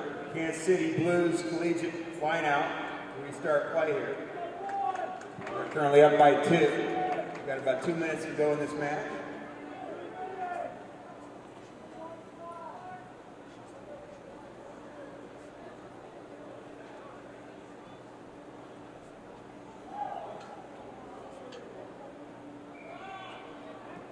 Referee, hand up penalty to Air Force quick tap, bring it out of their own end.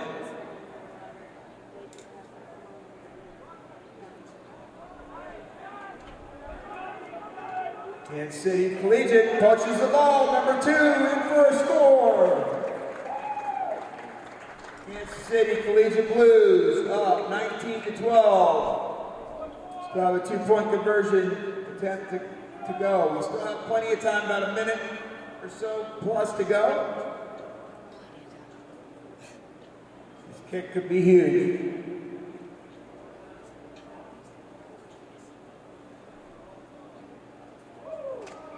Kick is successful. That brings the score, Kansas City Collegiate Blues 21, Air Force Academy 12. We have under a minute to go. Official time being kept on the field. Air Force needs to score twice.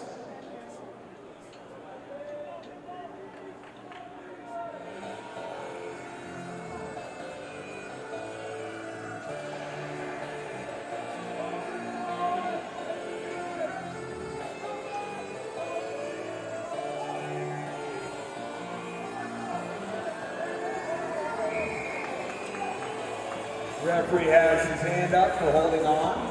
Player did not release the ball. Air Force didn't release the ball. It's going to be a penalty. Kansas City quick tap. We're going right. Nice long pass. Now to number 17. Back 21. The referee blows his whistle. We have a winner. Kansas City Collegiate Blues. Champions this year of the Denver Rugby Sevens 2013 Collegiate Division. Give it up for Kansas City Blues Collegiate.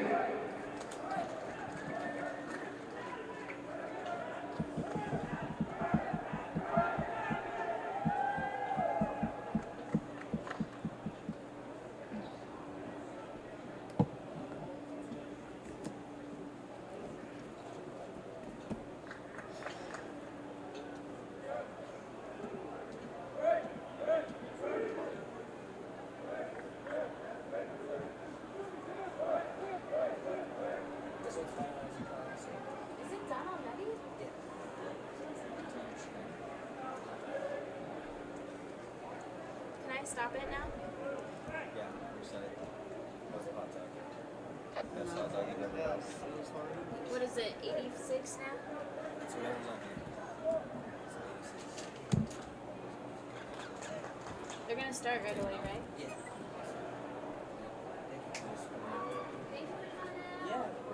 touch like that.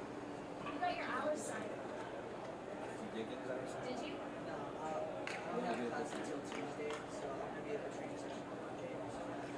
I think we might cancel that, but just keep an eye on your email, and if you need to find me at school, I'll be there on Tuesday because I didn't know you a lot. I can just go right after school.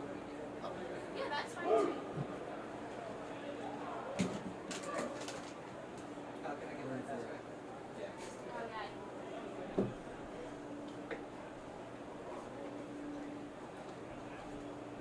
Ready for 2 more? I haven't really slept in a couple days, so I'm tired.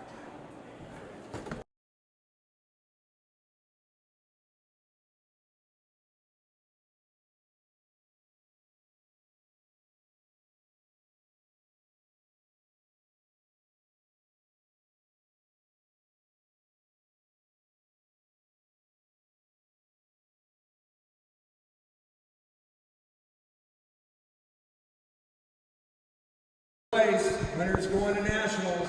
All right, here we go, guys. We got third place matchup here. Kansas City Blues about to kick off to Wii Rugby. It's pretty simple. Whoever wins this gets to go to nationals. Whoever loses misses out. These two teams have both won a tournament so far in the series, so they've garnered enough points to make it to nationals should they win this game right here. Both teams looked pretty winded at the end of the last game, maybe struggling a little bit with the altitude. Could really be either a battle of attrition or a battle of just guts here to see who gets to move on. Keep in mind the Blues are, they're working with some 13 players on this because of injuries that they've had. They had several guys, I think about a half a dozen after talking to Coach Scott Cram, that just couldn't play this weekend, be it injuries or unavailability. And here comes the speedster for Wii Rugby. Nice in and out scissor move on Michael Baska. Going to get in the corner. For the first score of the match. Exiles, their legs seem to be moving a little bit faster here early on. 5-0. It's going to be a difficult conversion kick for Zinzan Allen Puttock.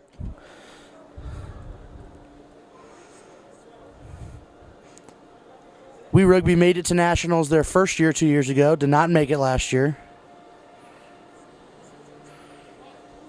Got a team full of All-Americans and former All-Americans. So the expectation would be that they should make it to nationals.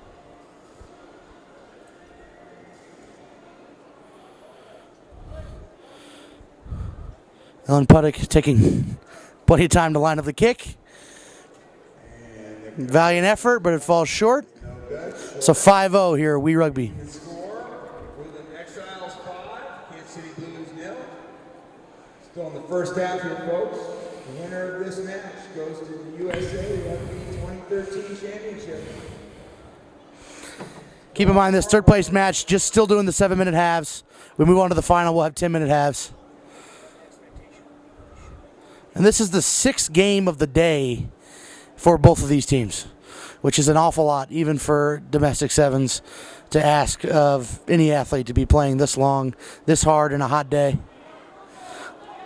There's Connor McDonough, former D1 AA FCS football linebacker at Missouri State. He offloads to Kenny Scott after making a long break, and it's level, 5-5. Only a minute. Minute and a half into this. We're all knotted up at 5. McDonough and his little brother, David McDonough, who goes to Truman State and still plays rugby there, are on this team. And they've got another little brother, Sean McDonough, who took a scholarship to Lindenwood last year and just finished his freshman year. It's a pretty good rugby playing family.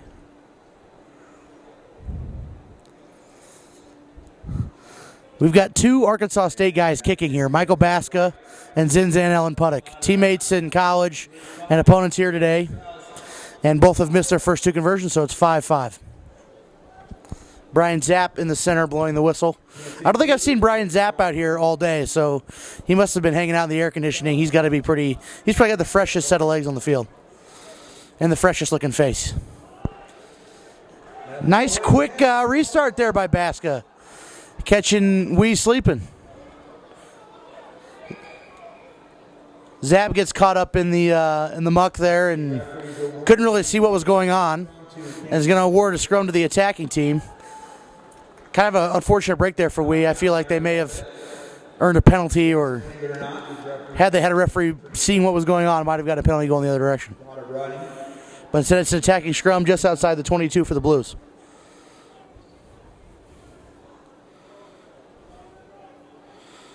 That is a poorly constructed scrum. It's been wheeled, and Zapp's going to get possession back to the Exiles. Sometimes 7 scrums aren't all that contested, but when it comes to a game where, you know, the winner goes to nationals and the loser stays home in August, every little set piece is going to be contested pretty hard. You got Chris Saint here in the scrum cap, former Penn State All-American, putting the ball in. He's in his second season with Wee Rugby. Alan Puddick advancing. Takes it into contact. Looks like Wee Rugby's won the ruck. If they can get somebody out to play it. And they can't, so the Blues take it over. Connor Smith dishes it out to Kenny Scazzi to get a second try. Maybe should have kept the gas going and looked for the stiff arm, but he doesn't. He dishes back into Connor Smith. Blues set the ruck, and they're definitely going to get a penalty there, diving over. Pretty blatant diving over on the Woodlands. This should be an automatic score. Scott goes in real high, though. Goes in chest high with these guys, gets tied up. Probably should have been a dive towards pay dirt, and he didn't do it, so the Blues have not gotten 5 points yet. Usually a 5-meter penalty is automatic 5 points in sevens. And I'm sure Blues coach Scott Graham is going to be disappointed that wasn't. And that looks like a knock-on. So not only is it not an automatic 5 points, it's going to be resulting in a turnover and Woodlands possession. Woodland Exiles from Texas. For those of you not knowing where the Woodland Exiles are from, I believe in the Houston area. It'll be their scrum from their own 5-meter line. So we start play. If you're wondering why the game is starting later than it was supposed to, is there was a lighting delay.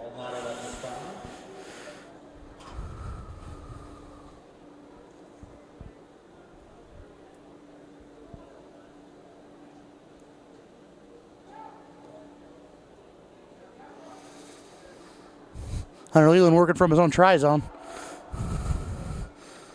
Able to make some moves. Pat Sullivan. Can't get the fend out. Connor McDonough with a nice tackle. Good ruck by Dean Garicki, though. The Exiles really need to, Wee Rugby really need to move the ball the opposite direction here. They keep going directly back into contact. I don't know if that's the right idea or if it's the idea Coach David Pope would be happy with. Saint, nice little offload. Not going to get much out of it. Scott high in the ruck. But good effort there to keep tackling. Exiles awarded a penalty. Apparently too much effort. Judges Zapp. So we got a penalty there. Sean Potgieter. Pat Sullivan. That's Arkansas State to Arkansas State. Dropped the ball, but Zapp says it was backwards. There's a nice little hole. If he can get, yep.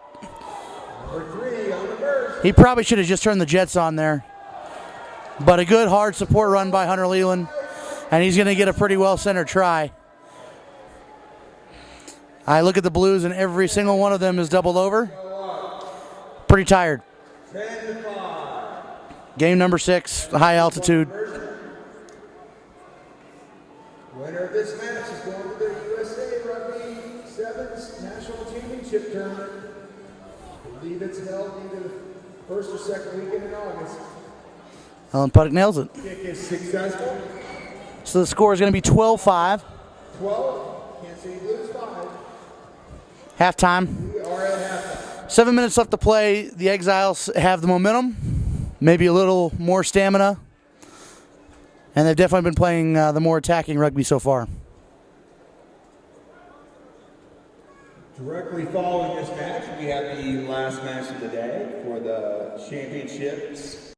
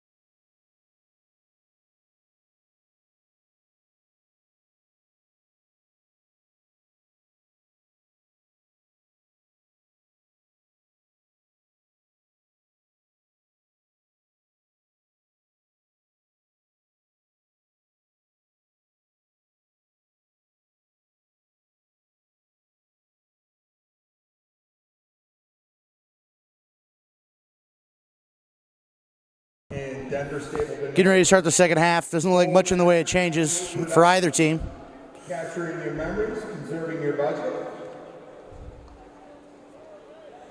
And Shapiro. We Rugby coach David Pope seems to be emphatically contesting something on the sideline there to some West officials. Not sure what it is.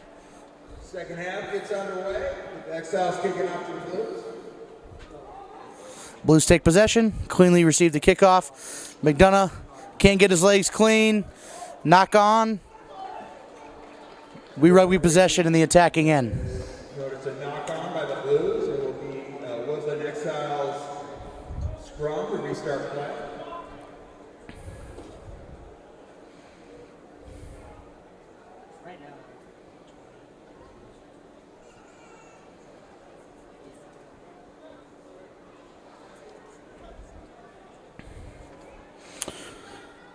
Coonley one scrum for Wee. Dingaricki, he's one of the more dangerous guys in America, regardless of level with ball in hand. And his jersey might have been just a tad loose to break there, and he gets reeled in. But we Rugby, a couple phases, maybe drawing the Blues defense in a bit. They've got a 4-on-3 if they pass it well enough. Nice break by Potgieter. Some poor arm tackling. That's Sean Potgieter, about a 3-time All-American, give or take, a season or two, going up against a much smaller recent freshman, Michael Baska, and winning the battle. Plenty of time in this match. Winner of this match goes through. Looks like Kevin Schwartz also missed on that tackle. It's a big score. It's going to make it a 2-score game, 17-5.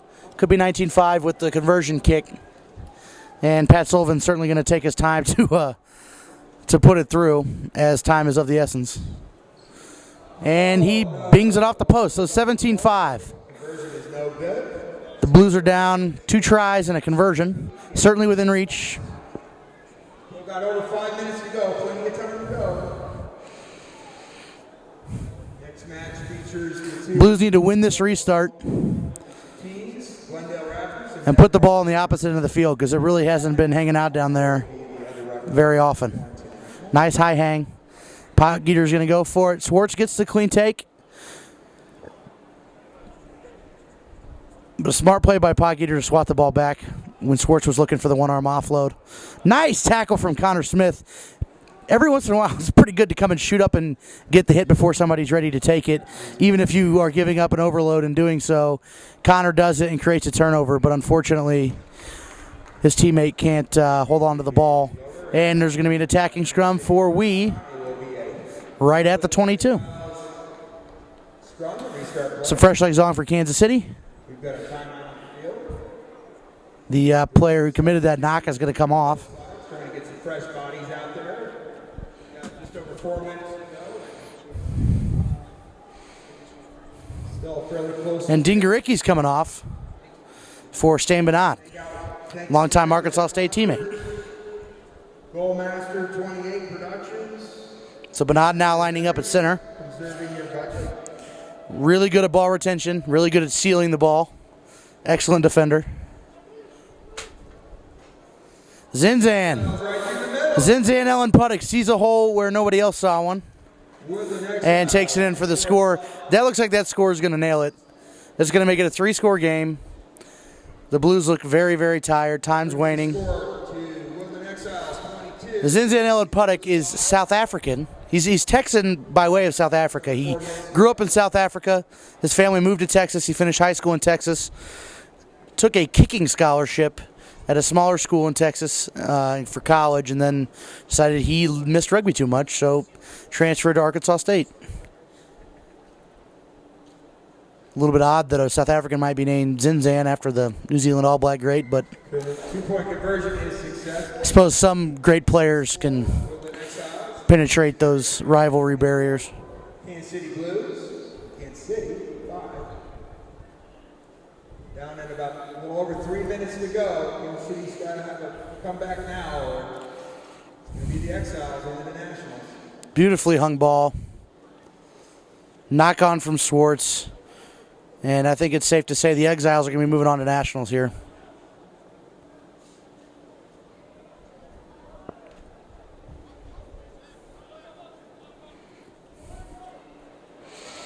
The speed man finds a gap in the middle that almost always results in a try, and it will here. So now the game's gotten away from him.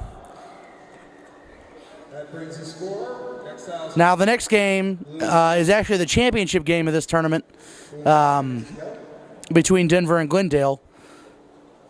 But whoever wins that game is going to end up being tied with now We Rugby and points at the end of the series points at the end of the season, and it'll come down to a head-to-head between those two teams for who actually takes the first seed out of the West to the national championships and who takes the second.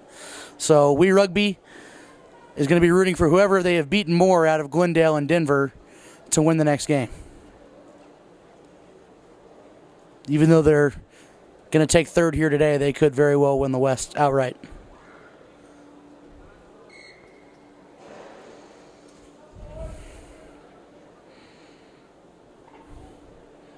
Credit to the Blues, though. I mean, they came out, they won the first tournament down in Houston in sweltering heat on some freshly laid synthetic turf. It was terribly hot down there, and they played the best team rugby of the tournament, and unfortunately, they've had personnel issues ever since.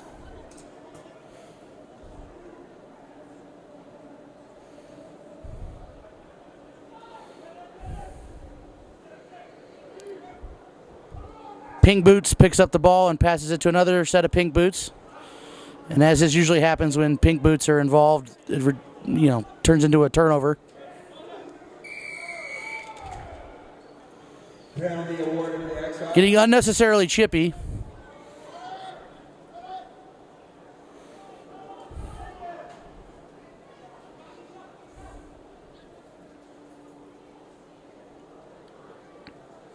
Podgeter with a little lazy goose step. Takes it into contact. Ball's one. We is going to be very happy to milk the clock. Take as much time as possible.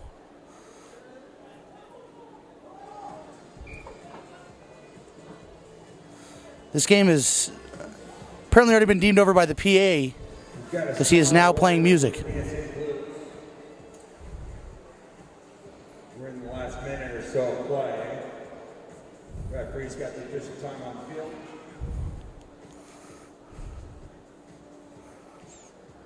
One last scrum. As the West qualification series comes to a close for these two teams.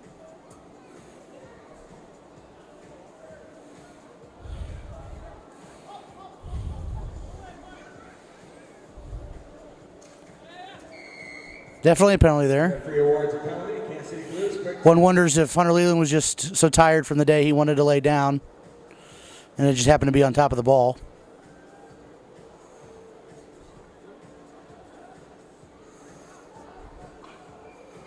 Touch judge flag goes up. Referee blows his whistle.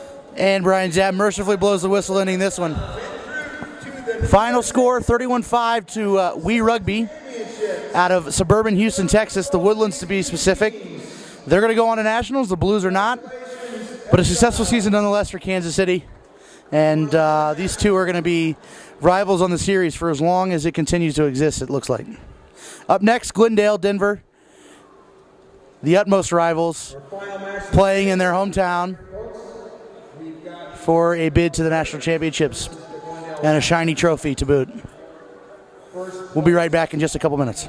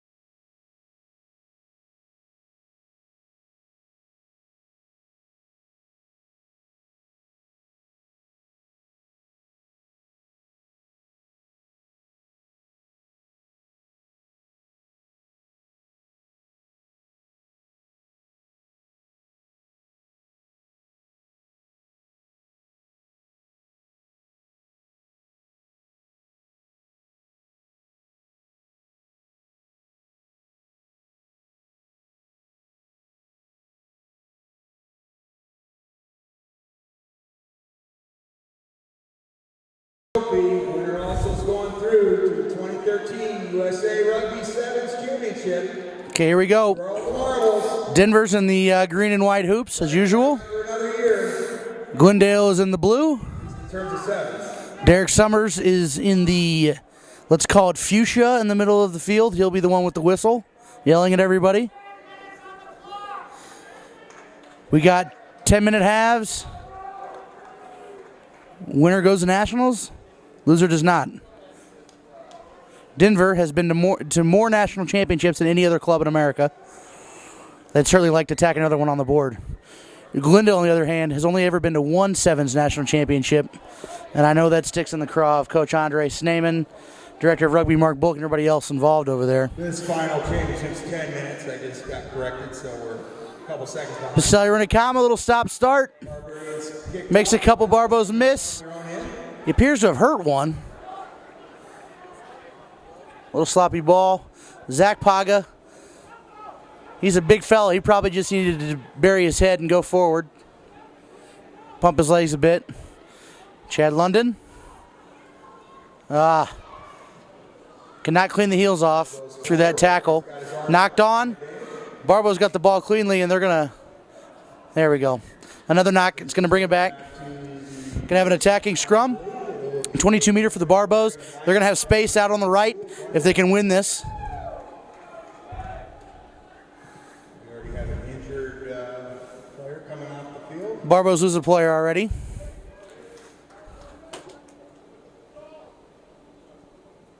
Tough to tell from here, but I think it's Bobby Impson, who's been a pretty good playmaker for them on the day. OU product. Denver usually gets some Oklahoma kids up here. Joe Bach has been one. Tyson Meek, of course, is probably the glue holding that together. But some Sooners usually make their way up towards the mountains for the summer. Really nice tackle by Preston Bryant. Been impressed with him all weekend, really all summer.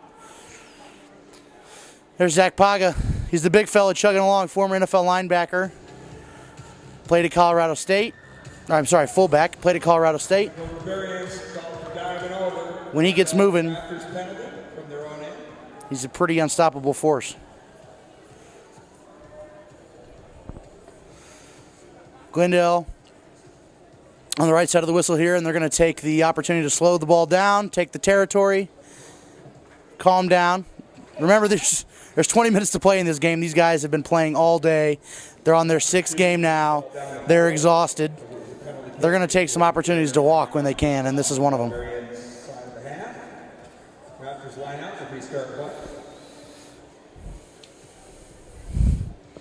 This wing matchup's going to be an interesting one. They got Preston Bryant on the wing for Glendale, and I believe that's Brennan Cox from Colorado University on the wing for Denver.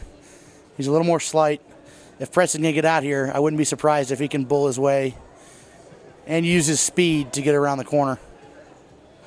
And we're going to find out quickly. Or not. London takes it back into contact, passes it back to Pacelli Runakama, and a knock-on. Spotted a Glendale Raptors knock-on. It will be a Denver Barbarians scrum to restart play. Still 7 minutes to go. Looks like the nerves are resulting in some drops on both sides. One match that is 10 minutes instead of 7 minutes. So 6 extra minutes of sprinting around on the field. Mark Bachhoven's shirt report is still on, surprisingly.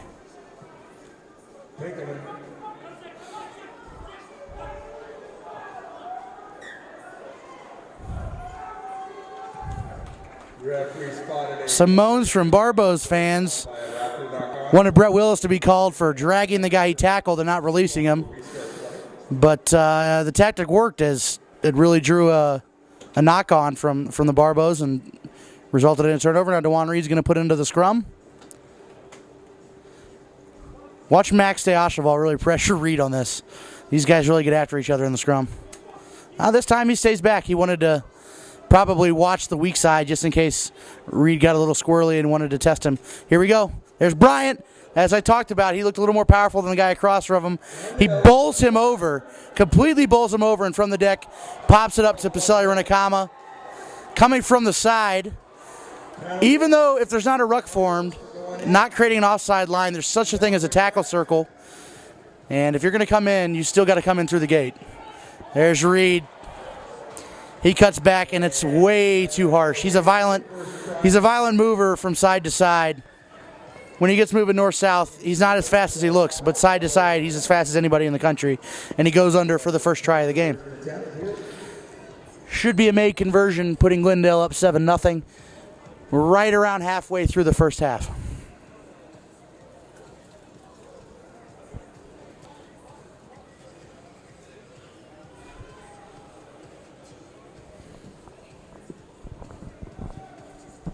Graham lines it up, puts it through, 7-0. Good. Bringing the score, Glendale Raptors 7, Denver Barbarians 0.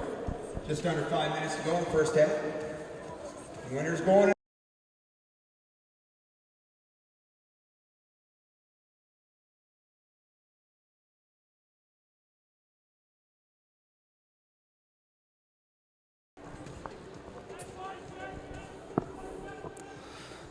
Ooh, that pops off Tommy Pass' shoulder. That's still worth a knock-on. Nope. Summers is going to let it play. I was going to say it didn't come off his hands. Got Leah Berard hoisting the touch flag saying Denver had possession, stepped out of bounds. It's going to be Glendale's ball here.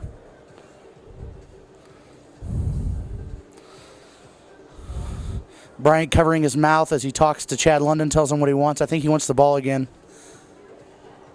on that wing. Not going to get it now because Denver has possession. If you're going to wear shoes as bright as tennis balls, you better run fast. And that's what a couple guys on the field have opted to do here. I'd say DeJuan Reed can get away with it maybe a little bit more than the Denver Barbarian wearing number 3.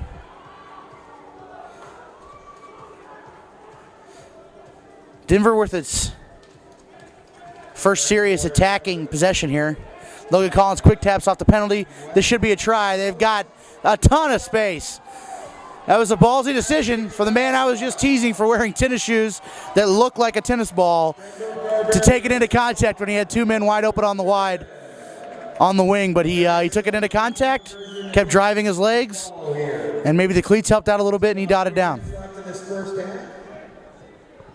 This championship match is 10-minute halves instead of 7-minute halves. 7-5 here. Deasheval going to line up the kick.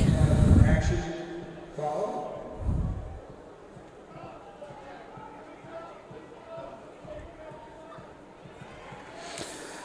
Max nails it. 7-7. All knotted up on 7s. Winners going to the 2013 USA Rugby Sevens Championship Tournament.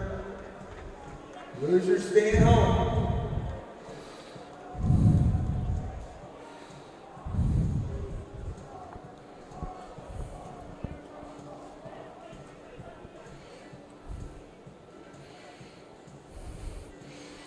Deasheval puts it high. Doesn't look like there's going to be much of a contest for this one. DeJuan takes it. Pex. He hasn't had a touch in a minute. He's going to look to do something with it. Pex short for Pacelli. Though when you saw him up close, you wouldn't think Pex. That's Zach Paga. He was in the NFL as a fullback, so he's going to knock people over when he really lowers his shoulder. But this time he takes it into contact. Support was too slow to get there, and it results in a turnover for holding on.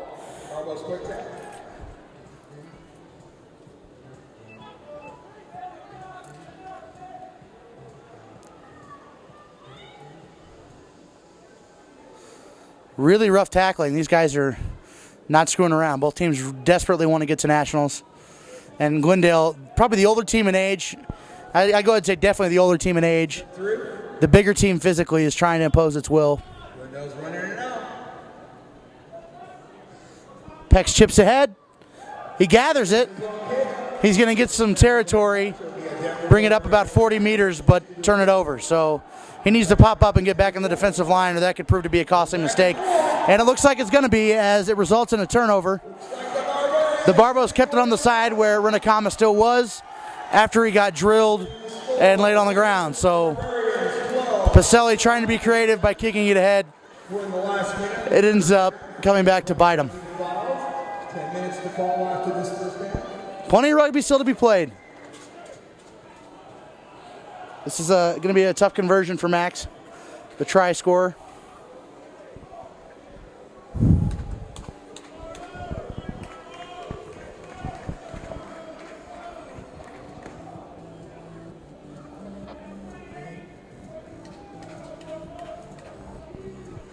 I don't know that we'll see a restart after this. Nice stroke, doesn't go through. We are going to see a restart. Score remains Denver Barbarians 12. So 12-7. Just a one-try difference. Let's see, the referees got to line up. Barbarians are kicking off to restart play in the last seconds of the first half. Let's see if they decide to kick it deep again or put it in the air and try and contest for it.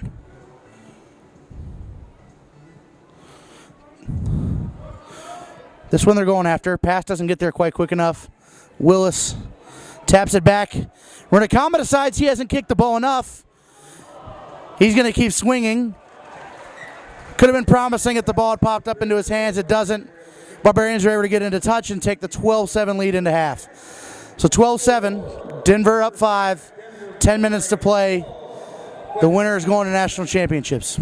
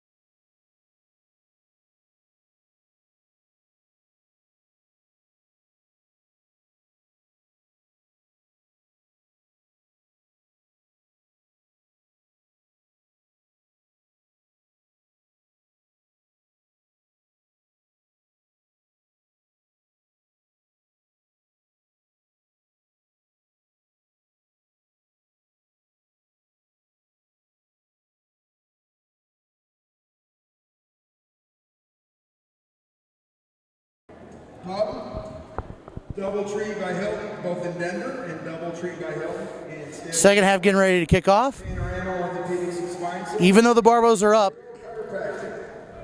Bachhoven still has his tank on. 28 productions. Thank you for your support. Start of the second half. Refresher, 12-7. Barbos lead. 10 minutes to play. Winner goes to national championships. And could well be the West champion. Barbos running from their own end. We're in the green white.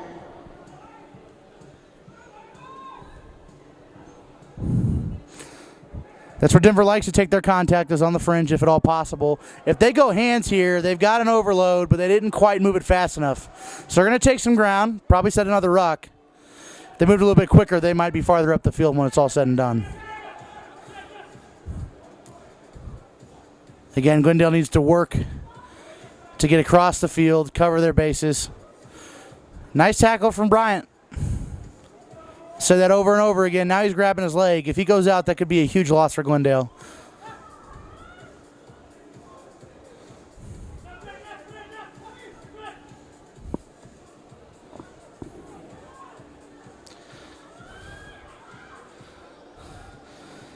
I mean, this is the typical tactic, right? You move the ball from sideline to sideline, and eventually you feel like there's going to be a hole up the middle.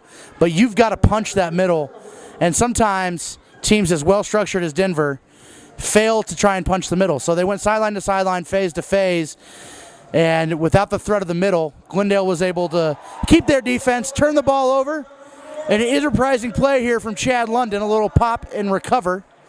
Doing what Pacelli Renacama only dreamt of in the first half. It's going to put the score under the posts, and surely Mike Graham's going to hit the conversion to make it 12 up. Or I'm sorry, it's 12 up right now. Mike Graham's kick, which is point blank in front of the posts, should put Glendale at 14-12.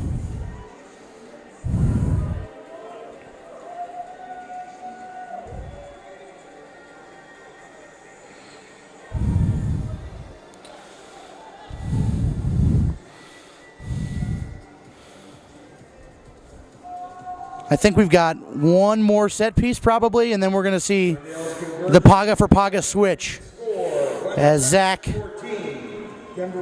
looking pretty winded and Justin is looking pretty juiced to get in the game. Still plenty of time left, folks. We're still 7 minutes and 40-plus seconds to go here. A lot of rugby left.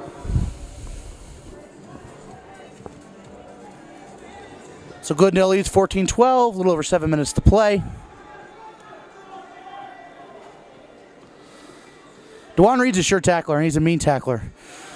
There's a lot of misconceptions about that guy. You think he's going to be extremely fast in a straight line, and you think maybe he's not going to be a great tackler, but he might have the meanest stiff arm I've ever seen, too. Shoot up from Preston Bryan. He took a gamble, slowed up the runner just well enough to where it didn't hurt him.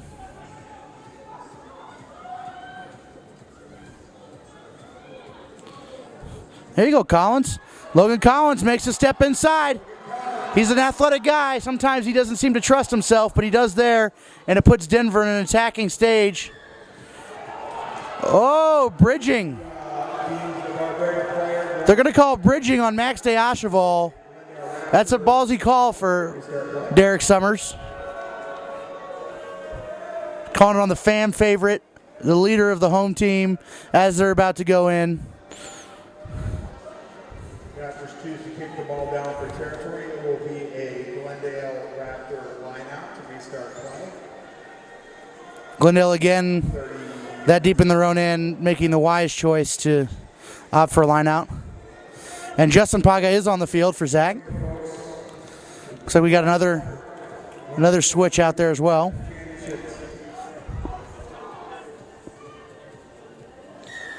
You got to wonder at what point will we see Jake Humphrey come on for Denver. It's a free kick to the Barbarians.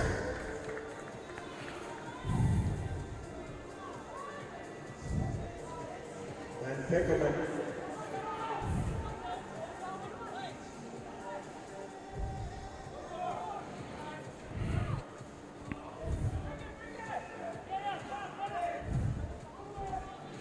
A lot of green on the end for Denver, but they're going to opt to keep hitting up the middle, which, as we talked about, is something you've got to do. No matter what structure you run, you've got to be able to threaten teams in more than one way. Wow. Really enterprising grabber put through there. Picked up and touched down. It's good to see some creativity that after all this time, all day, guys aren't just being tired and go through the motions. They're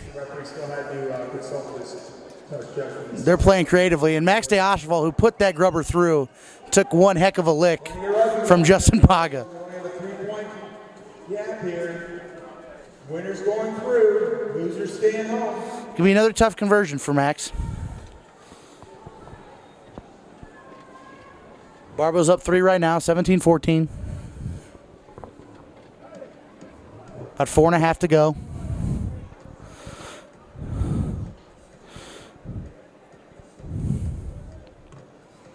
It's a big kick, and it does not bend in. Just misses wide right. Great kick, but it just does not get through. Right, it looks like score remains. Definitely the right call from the touch judge. Might need some Lasix on the Denver supporting side. Some arms went up wondering why that wasn't called, but that was a big kick because it's still a 3-point game, so that means an unconverted try for Glendale would be good enough if time expired.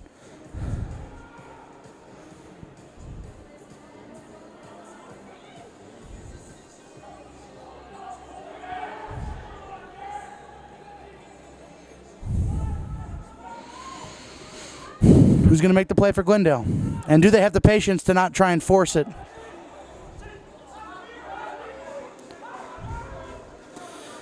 Pacelli likes to play. He does a little dance. Swings it wide. Not a ton of room to work with here, but Justin's so big that he can make some. He does. Ball lost forward, though, by Renakama in contact. Not so sure that that wasn't bridging on Denver. Maybe a makeup call there for Max on the one he was called for earlier by the try line.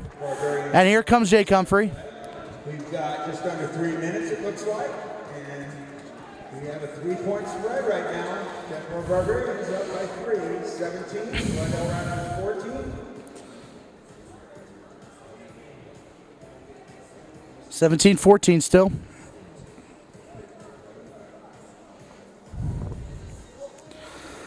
Time going to start being a concern, especially if Denver can hold on to possession here for a little while.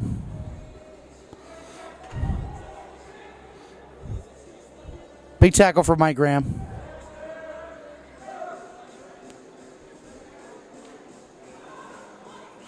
Nice cut. Glendale's on it. Denver does well to secure that ball, though. Big overload, and Pacelli Renakama's down. So Glendale's playing with 6 on 7. Should be a try. Humphreys is going to take it in. He does. No! Held up. What an unbelievable hustle play to prevent Jake Humphrey from dotting down. That game changes everything, makes it a 2-score contest, and just a really great hustle, effort, and skill play by Glendale to hold that up. But Glendale still got to be concerned about one of their key playmakers, a guy who can make something of nothing, now being carted off, well, assisted off the field by a couple of people. He's going to be done for the day, it looks like. Looks like he's awarded Barbarians a scrum. The ball must have been held up and goal. Barbarians awarded a penalty. Wow. For a wheelie. Glendale couldn't hold on to their own scrum, and in fact were penalized in the scrum. Another gutsy call from Summers, giving Denver a 5-meter penalty to work with, which, as we've talked about, is a pretty high percentage scoring opportunity. Glendale's poached the ball. There we go, Glendale poaches the ball. It's definitely win or go home time for Glendale. This is winning time. Puts the ball ahead for Bryant to run on to. Can he beat Max there? Chip ahead, Maximo. Uh-oh. The Raptors have the ball. Preston was able to get the ball, throw it back, but it's knocked on by his support. Clock shows 15 seconds. We got a scrum here. Denver's going to be extremely happy to be very slow in getting into this and hoping to win it and kick it to touch and end the game. Obviously, the referee has the official time, and DeJuan Reed and the Glendale forwards here are going to have to come up with something special. Remember that Glendale was just penalized in the scrum for trying to do something special.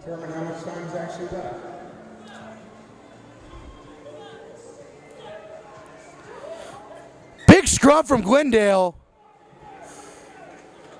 They really had the better of that. They got 2 or 3 yards, pushed back on it. Looked like DeJuan was going to be able to play the ball and take possession back, but there was something that Summers wasn't happy about. I'm not sure what it was. Again.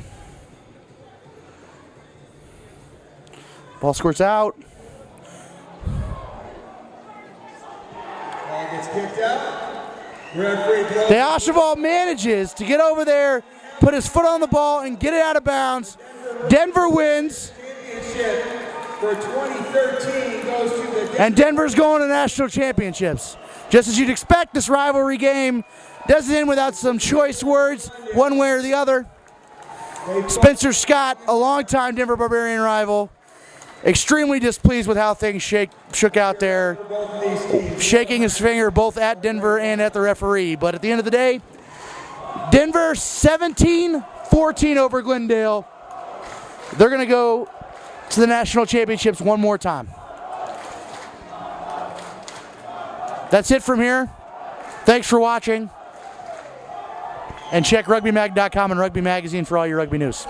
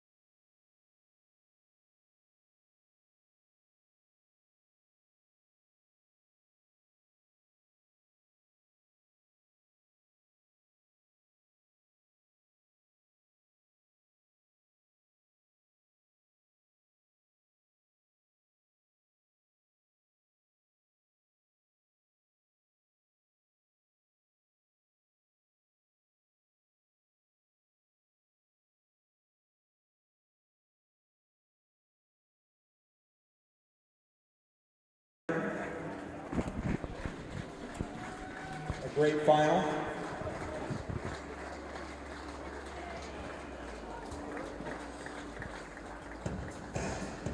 Andre Steinman and Greg Tarr down there, I believe both coaches of the Raptors.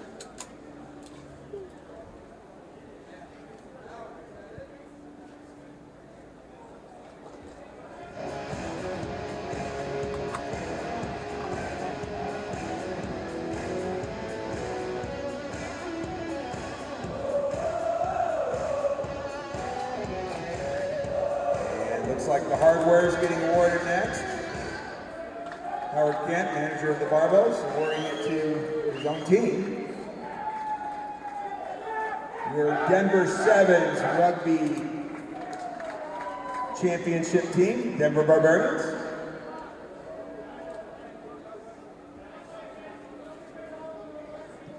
I'm not sure how many years in a row this is the Barbarians going through to nationals. I want to say it's 13 in a row, I'm getting told. Last year, the Barbarians took third in the nation in sevens, and this year we took fourth in 15s. So, once again, congratulations to the Denver Barbarians for yet another successful season going through to a championship attempt. We have yet to win, the Barbarians are yet to win a sevens national championship. This could be the year.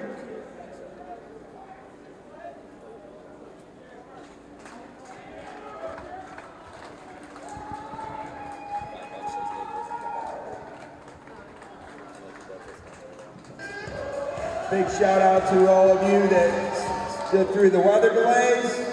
Thank you for sticking around. We had some great rugby.